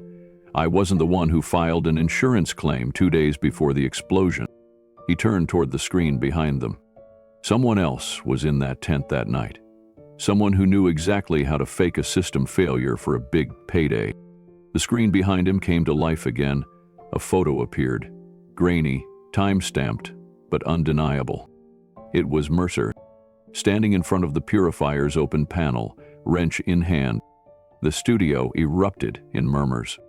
Keanu stayed focused, calm. "I didn't want this to be a fight. I wanted to tell the truth. But truth doesn't always speak for itself. Sometimes it needs a witness. Someone who paid the price. Someone who never stopped asking questions." He turned fully to the screen. "Layla?" The screen transitioned to a live feed. Layla Mensah appeared, seated in a satellite studio. Behind her was a faded photo of her father and herself taken years earlier. She wore a dark blazer, her expression calm but unflinching. "Yes," she said. The connection was clear and sharp. Evan leaned forward. "Layla, you've been investigating this for years. What can you tell us?" She looked directly into the camera. "My father was one of the engineers on the Ghana project. He begged his supervisors to delay the launch. He saw the purifier wasn't ready. After the explosion, Mercer's team blamed him. My father lost everything. He took his life 6 months later." Gasps again from the audience. "And the worst part," Layla added, "he had evidence. But no one would listen." Layla continued, her voice steady and clear despite the weight of what she was saying. "My father kept records. He made backup copies of every design draft, every safety report, every email that concerned him. And he had a security camera, one he installed himself in the engineering tent." The screen behind Evan changed again. Still images flicked by. Blueprints, system schematics, email chains with highlighted warnings. Then the photo of Mercer in the tent reappeared. "The footage you saw tonight came from that camera," Layla said. "It had a hidden memory slot. He never told anyone about it, not until after the explosion. By then, Mercer's team had buried the unit and blamed my father. He wasn't even allowed to speak at the inquiry." Evan looked stunned. "Why didn't this come out earlier?" Layla hesitated. "Because Mercer made sure it didn't. He controlled the media narrative. He paid for silence. And for those who didn't take the money, He made sure they were discredited or disappeared. The audience murmured again, growing louder. Some had tears in their eyes. Others looked furious. Keanu turned to the camera. "I've stayed silent for too long. I carried the guilt of Lena's death as if it were mine. But it wasn't. It was the result of greed, of negligence, of a system that protected profit over people." Mercer spoke up then, his voice sharp. "This is a coordinated smear campaign. This woman is emotionally unstable. Her father—" Layla cut in, calm and cold. "My father was an honorable man. You destroyed him. You killed a child. And you cashed a check for $10 million while her body was still warm." The studio fell deathly quiet. Mercer stood, jabbing a finger toward the screen. "You have no idea who you're dealing with," Layla replied evenly. "I do now. So does the world." Evan cleared his throat, trying to regain control. "Leela, you've turned over this evidence to authorities." "Yes." "The original drive was submitted to the Global Development Ethics Task Force this morning. Copies were given to the Ghana Ministry of Justice and the International Criminal Court." Evan looked at Keanu. "And you knew this when you agreed to appear tonight?" Keanu nodded. "I came here because Mercer demanded an apology, and for years I thought maybe I owed one. But now, I realize the only apology that matters is the one we owe to Lena, and to every family that trusted us with their lives." The audience stood. One by one, quietly, and without being asked, they rose to their feet. No cheering, no clapping, just a wave of people who understood that something sacred had just happened. Evan turned to the camera. "This story is far from over, but tonight, a long-buried truth stepped into the light, and some names will never be forgotten." He paused. "Lena." Keanu lowered his head slightly. Mercer said nothing, because finally, there was nothing left for him to say. As the cameras resumed their wide shot, the energy in the studio had shifted completely. The crowd was still standing, many with phones in hand, capturing the moment. The air was thick with something rare. Truth being spoken aloud in a place built for performance. Layla's face remained on the screen, calm, composed, but burning with quiet purpose. "Evan," she said, "I have one more thing." She reached to her side and held up a small USB stick. In a studio filled with cutting-edge gear and satellite feeds, it seemed almost laughably simple. But everyone knew what that stick could contain. Evan hesitated, caught between journalistic instinct and the legal warning surely buzzing through his earpiece. "You want us to play it?" he asked. "I want the world to see what my father died trying to prove," Layla said. The screen cut to a producer in the control room. A tech assistant stepped into view behind him, taking the USB from a courier who had just entered with precise timing. The screen flickered. A loading symbol spun. Then a video began to play.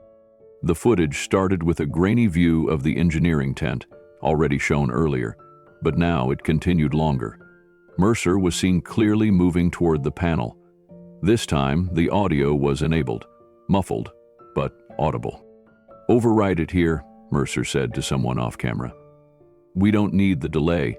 The announcement's tomorrow. I'll handle the rest." Gasps echoed through the studio. The footage zoomed in on his hands loosening the pressure valve bolts.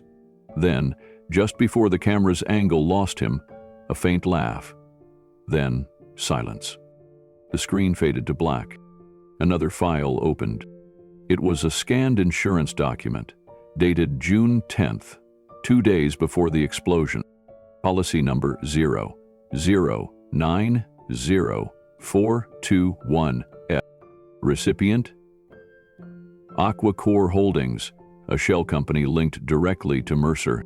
Purpose: equipment failure, total loss coverage. Payout requested, $10 million, 0 cents. Filed by Bradley Mercer. The header had a digital timestamp. June 10, 2004, 9:26 a.m. Mercer stood now, mouth partially open, fists tight at his sides. "I never submitted that," he said sharply. "Anyone can fake a scanned form. This is defamation." But the video wasn't done. The screen lit again, this time with a series of emails. Subject lines scrolled past. RE field failure timing. RE confidential launch prep. RE stakeholder urgency. An email stopped in full view. From bradley.mercer@aqua-hold.com to investor.name.redacted@privatefund.net. Date, June 9, 2004. Subject, timeline assurance. Body, once this blows, I get my payout. The tech gets buried in the noise. The board wants results, not delays. They'll thank me when we scale global. You'll get your return. Just let the insurance machine do its job. The audience gasped in unison. Mercer lunged forward. "This is fake. This is manufactured. This is illegal." But he was interrupted by movement at the edge of the stage. Two men in suits approached, quietly but firmly. They showed badges. One stepped forward and addressed the room with a calm authority. "Mr. Mercer, we're with the FBI." The taller agent spoke first, his voice even but firm. "We've been monitoring the allegations presented in this case for several weeks. In light of the evidence aired tonight and the corroborating documentation submitted by Ms. Mensah earlier today, we're asking you to come with us for questioning." Mercer stared at the man as if he hadn't heard him. "You can't be serious," he snapped. "This is a live broadcast. You're interrupting a public conversation with baseless claims and slander." The second agent stepped closer. "Mr. Mercer, we are not placing you under arrest at this time, but you are being detained for further inquiry into possible insurance fraud, evidence tampering, and criminal negligence involving an international humanitarian project." Evan looked to the booth, then back at the agents. "Are we still live?" The director's voice came through his earpiece. "Still live. No network cuts."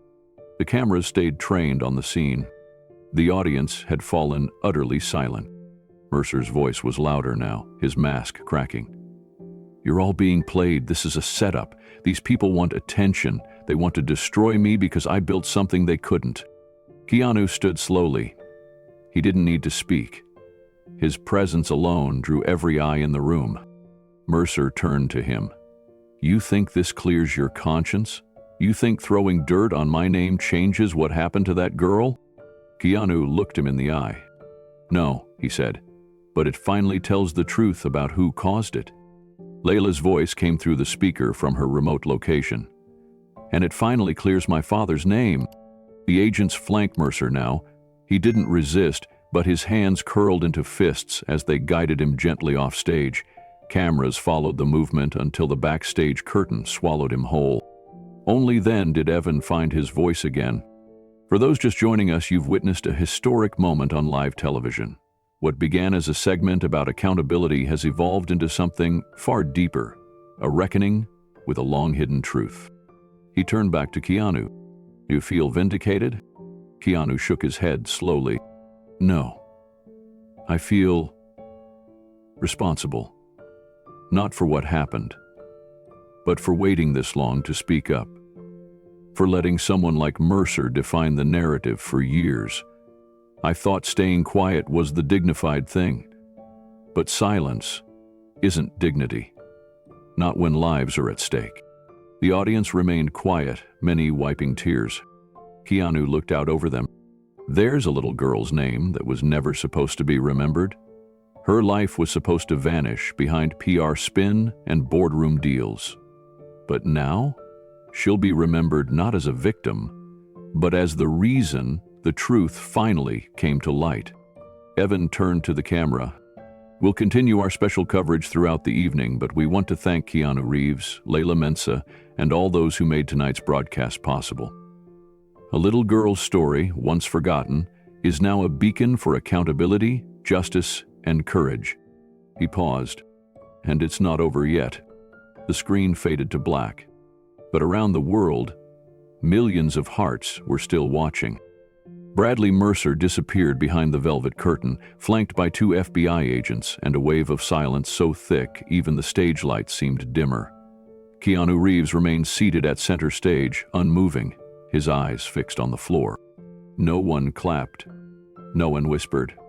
The entire studio, usually built to house cheers and laughter, now held its breath with reverence.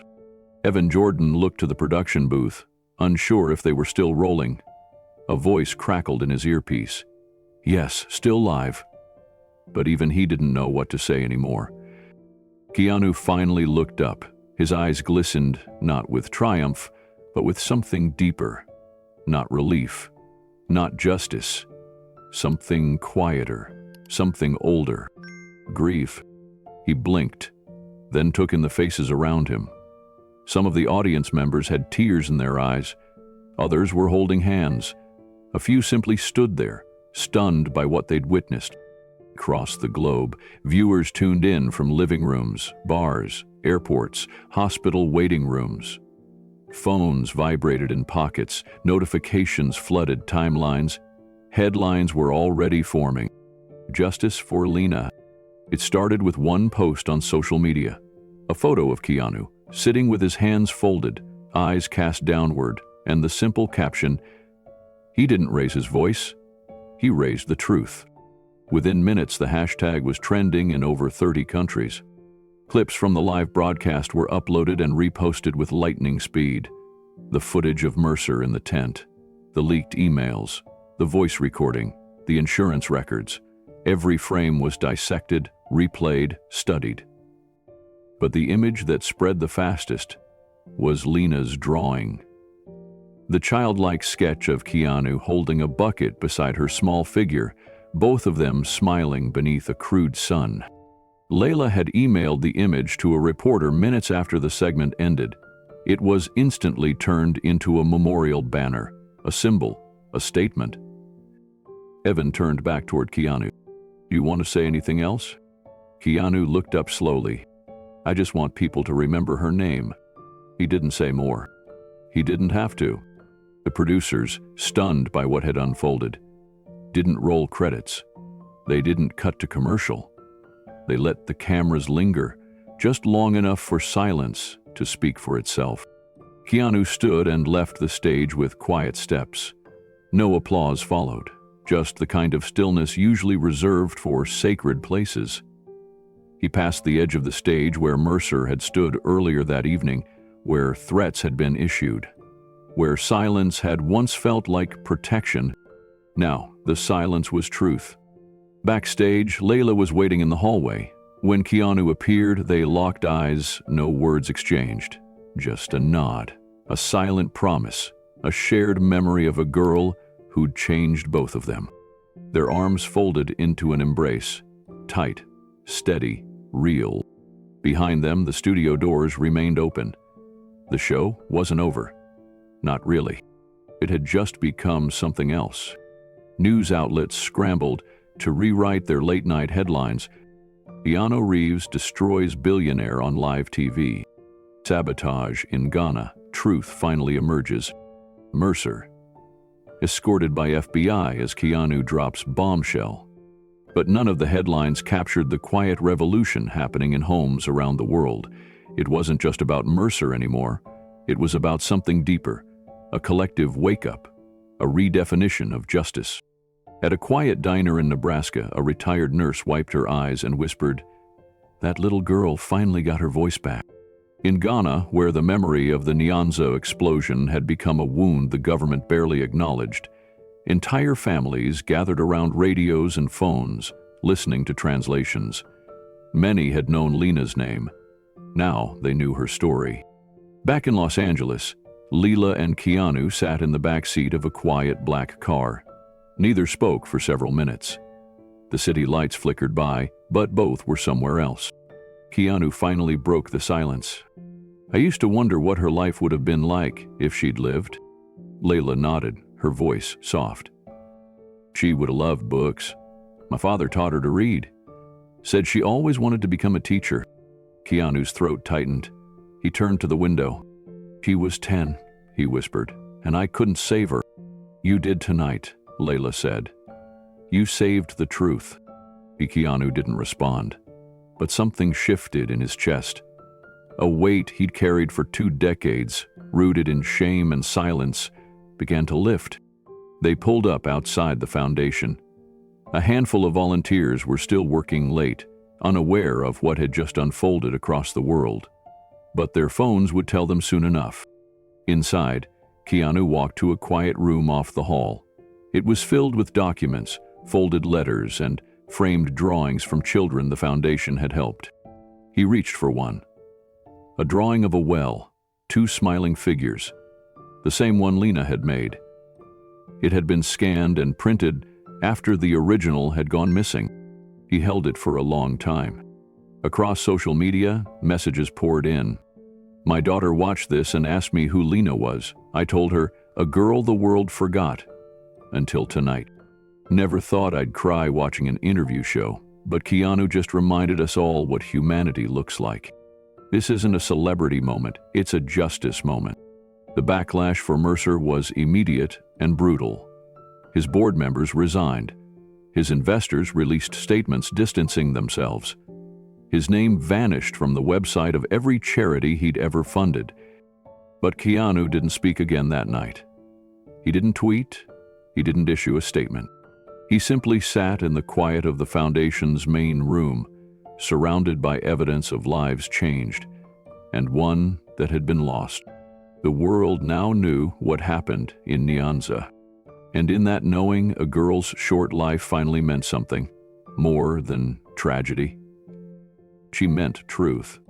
She meant courage. And in the stillness of that moment, with the hum of city traffic just outside the window, the man once called the kindest actor in Hollywood proved that sometimes the loudest statement is made without raising your voice.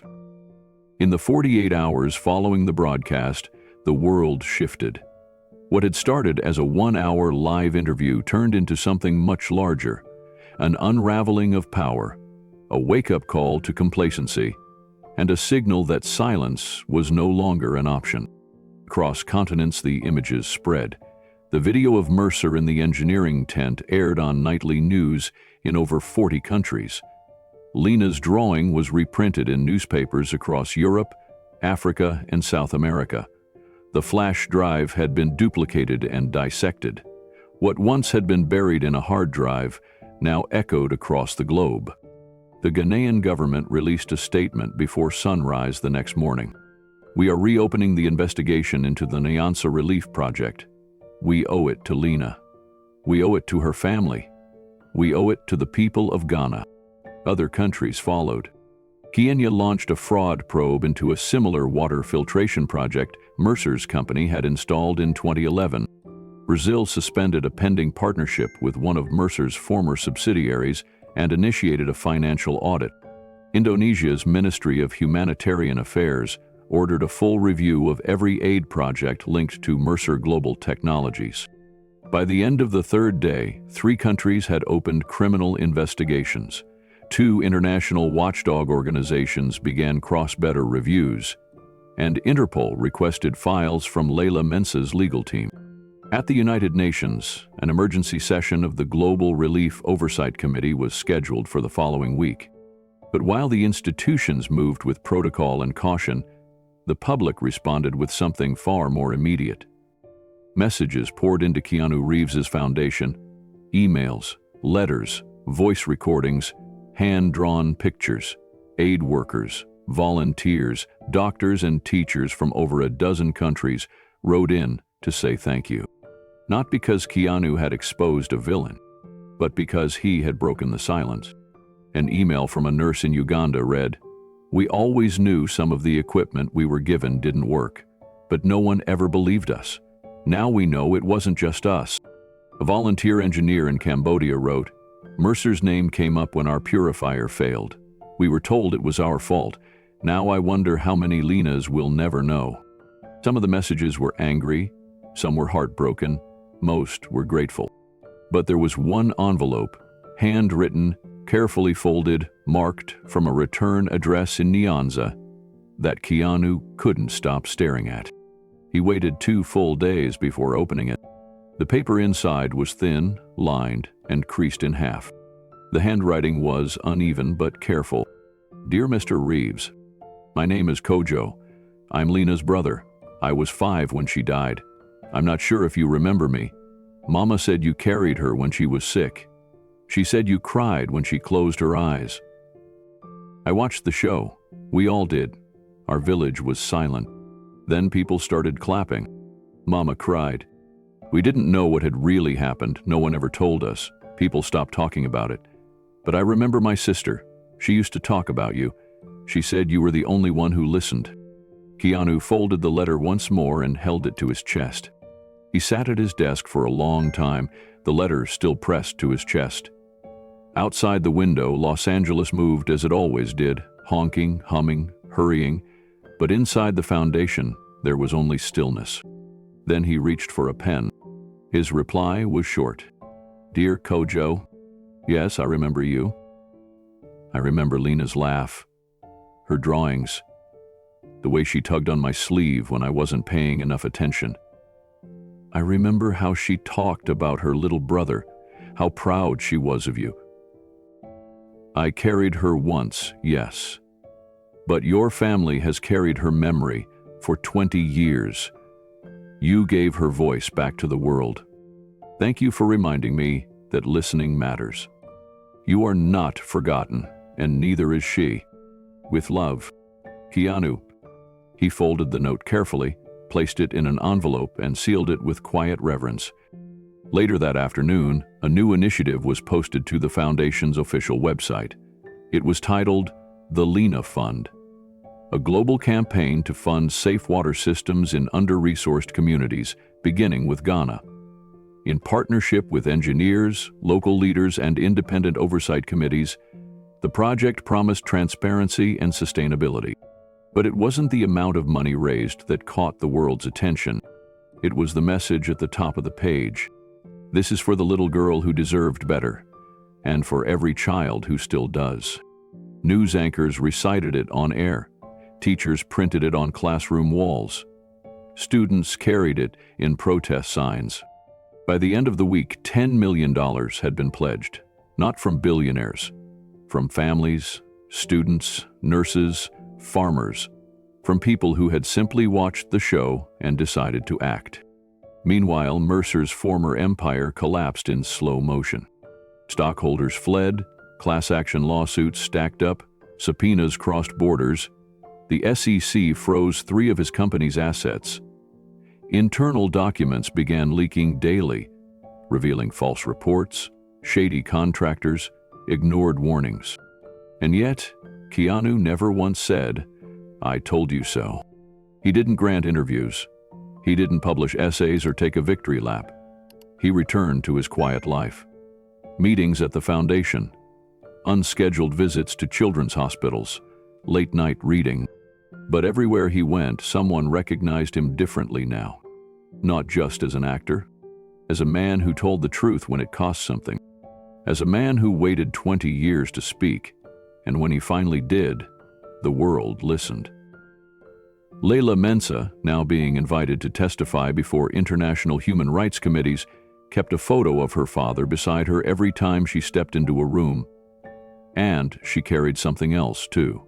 The original flash drive, now safely stored in a custom wood box engraved with a single word.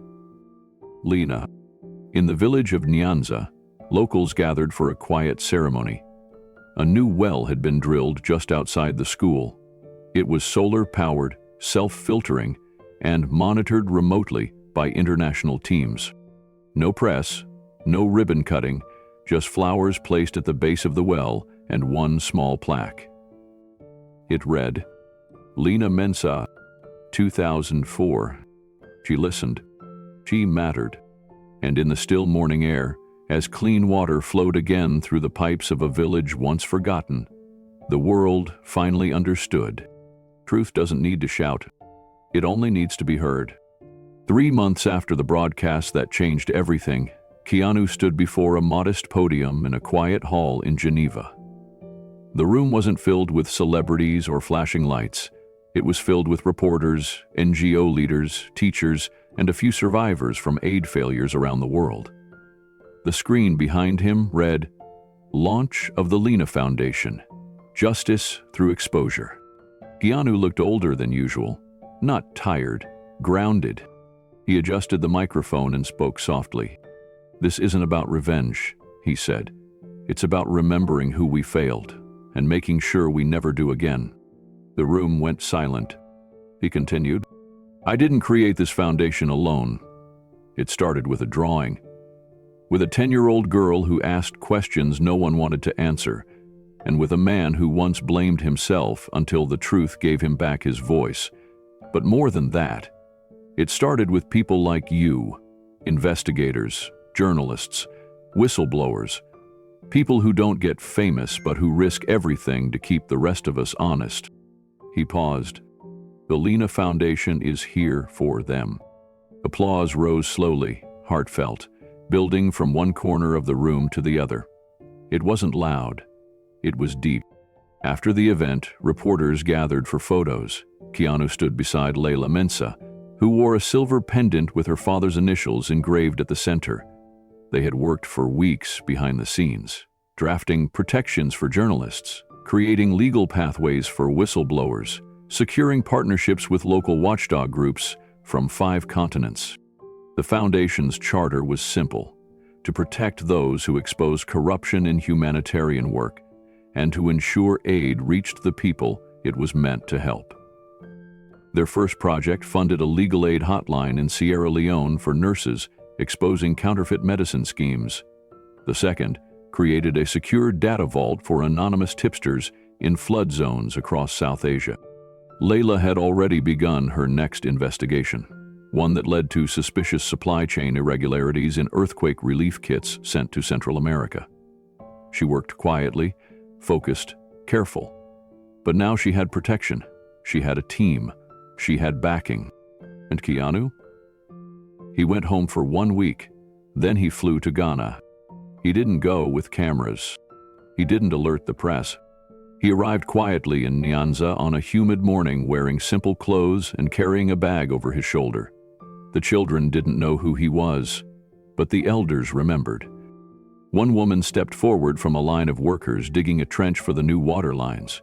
Her hair was gray, but her voice was strong. "You were there," she said, "when Lena was taken." Keanu nodded. "I came back," he said, "to help." She placed a hand on his shoulder. "Then pick up a shovel." He did.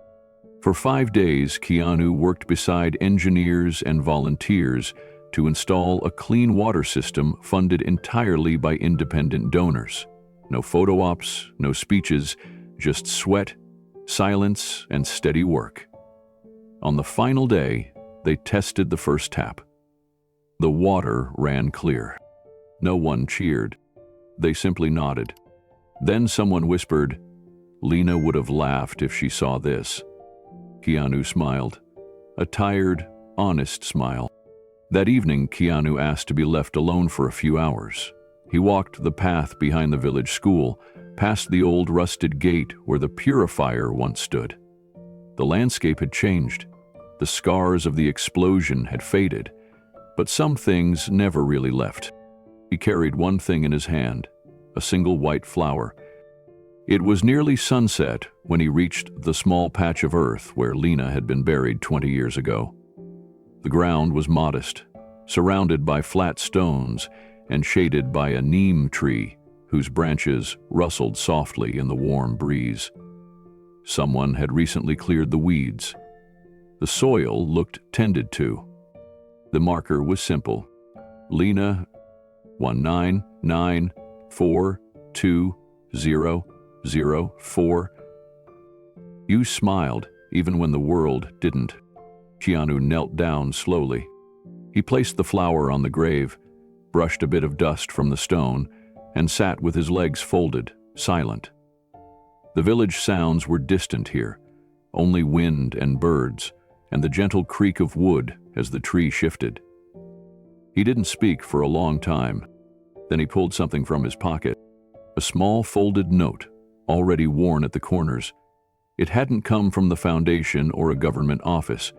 It had been slipped into the pocket of his shirt by a quiet boy who had said nothing and run off before Keanu could ask his name. Keanu unfolded the paper and read it again, slowly. "Thank you for not forgetting me." That was all it said. No name, no punctuation, just that. He held the note in his hands as if weighing it. Then he placed it gently at the base of the marker, beneath the flower, and whispered, "You were never forgotten. I just didn't know how to remember you out loud." The wind stirred. A bird called once, then the silence returned. Later that night, as he boarded the small jeep to head back toward Accra, a group of schoolchildren ran behind the car, waving. One of them held up a plastic water bottle, filled from the new well. She raised it above her head like a trophy. Keanu leaned out the window and waved back, smiling. In his lap was a folder, papers from the foundation, outlining their next partnership, this time in Sri Lanka. Another whistleblower had come forward. Another lie needed light. Back in Los Angeles, Leela finished writing the final paragraph of an article that would run globally the following week. The title, "When Truth Begins with One Voice."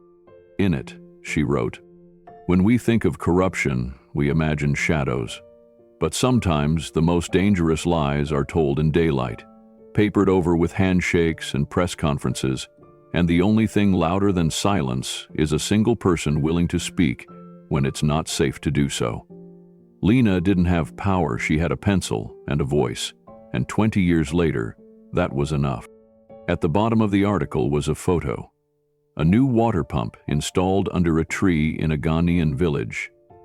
The metal plate on the side read, "For Lena, for the voices we almost lost." And across the world, people saw it and remembered. Because truth once spoken doesn't fade. It echoes. The sky was pale gold as Keanu walked slowly through Griffith Park. His steps were quiet, unhurried. A baseball game echoed faintly in the distance. A breeze stirred the leaves overhead, and for a moment, he let the sound fill the silence that lived inside him. He passed a couple on a bench sharing a sandwich. A boy rolled by on a skateboard, his laughter bouncing off the pavement.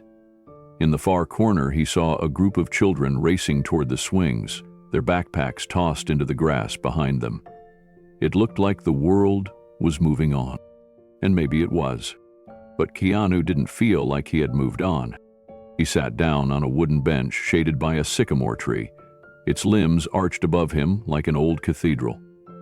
For a few moments, he watched the playground. It reminded him of Ghana, of the dusty clearing near the Nyanza school where Lena used to draw lines in the dirt with her stick and call them treasure maps. She had once handed him one and told him that the X wasn't treasure, it was a secret waiting to be found. At the time, he'd smiled. He hadn't realized how close she was to the truth.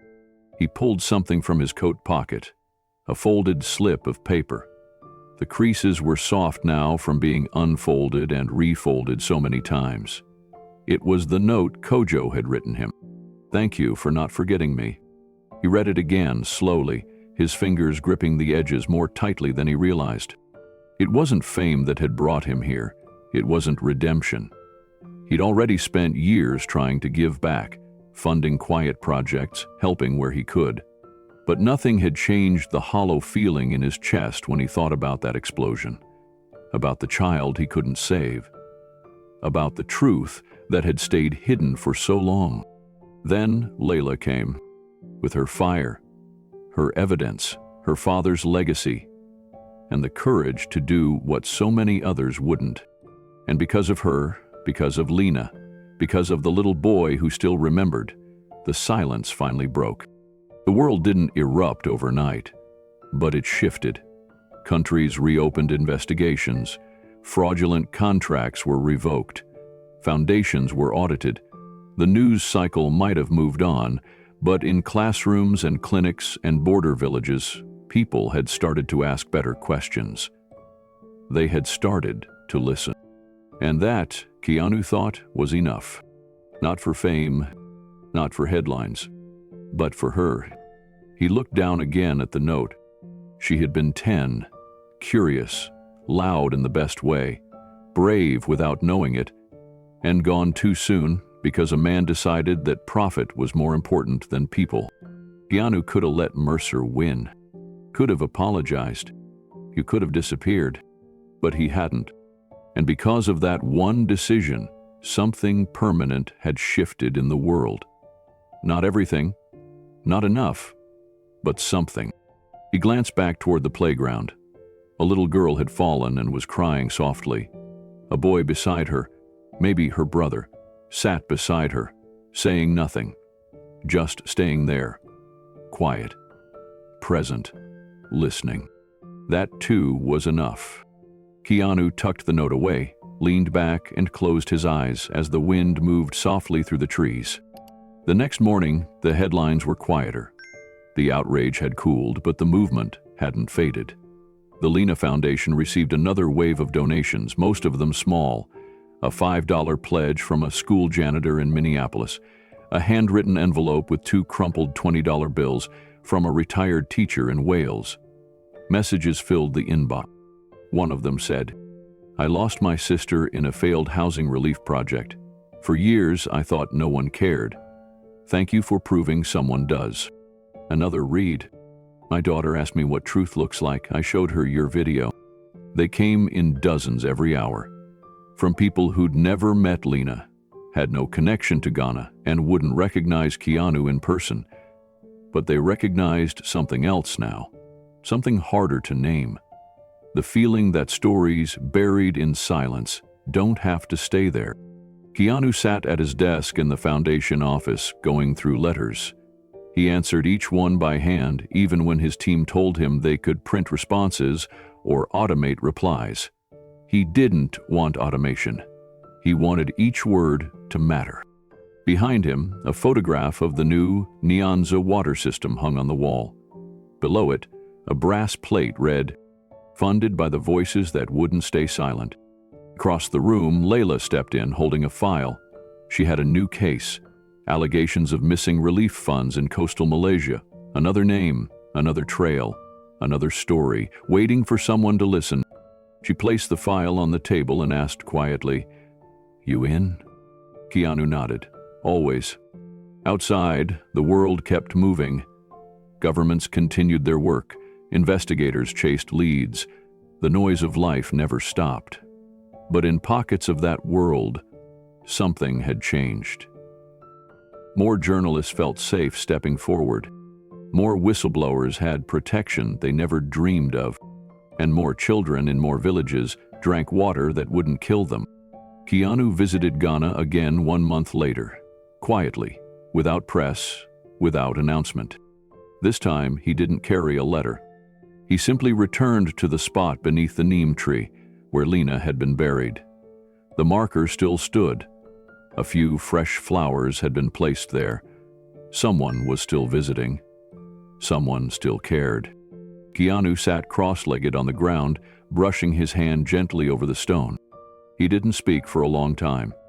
Then, finally, in a voice just above a whisper, he said, "They remember you now."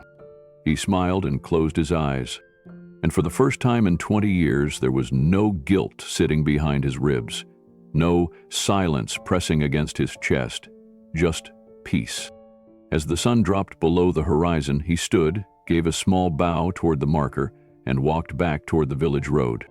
The camera doesn't follow. Only the wind remains. And in that wind, a voice speaks. Not loud, but clear. He could have apologized and moved on. But he chose truth. And because of that choice, the world changed a little. One story, one voice, one child can echo forever. Do you believe one voice can change the world? Tell us in the comments below.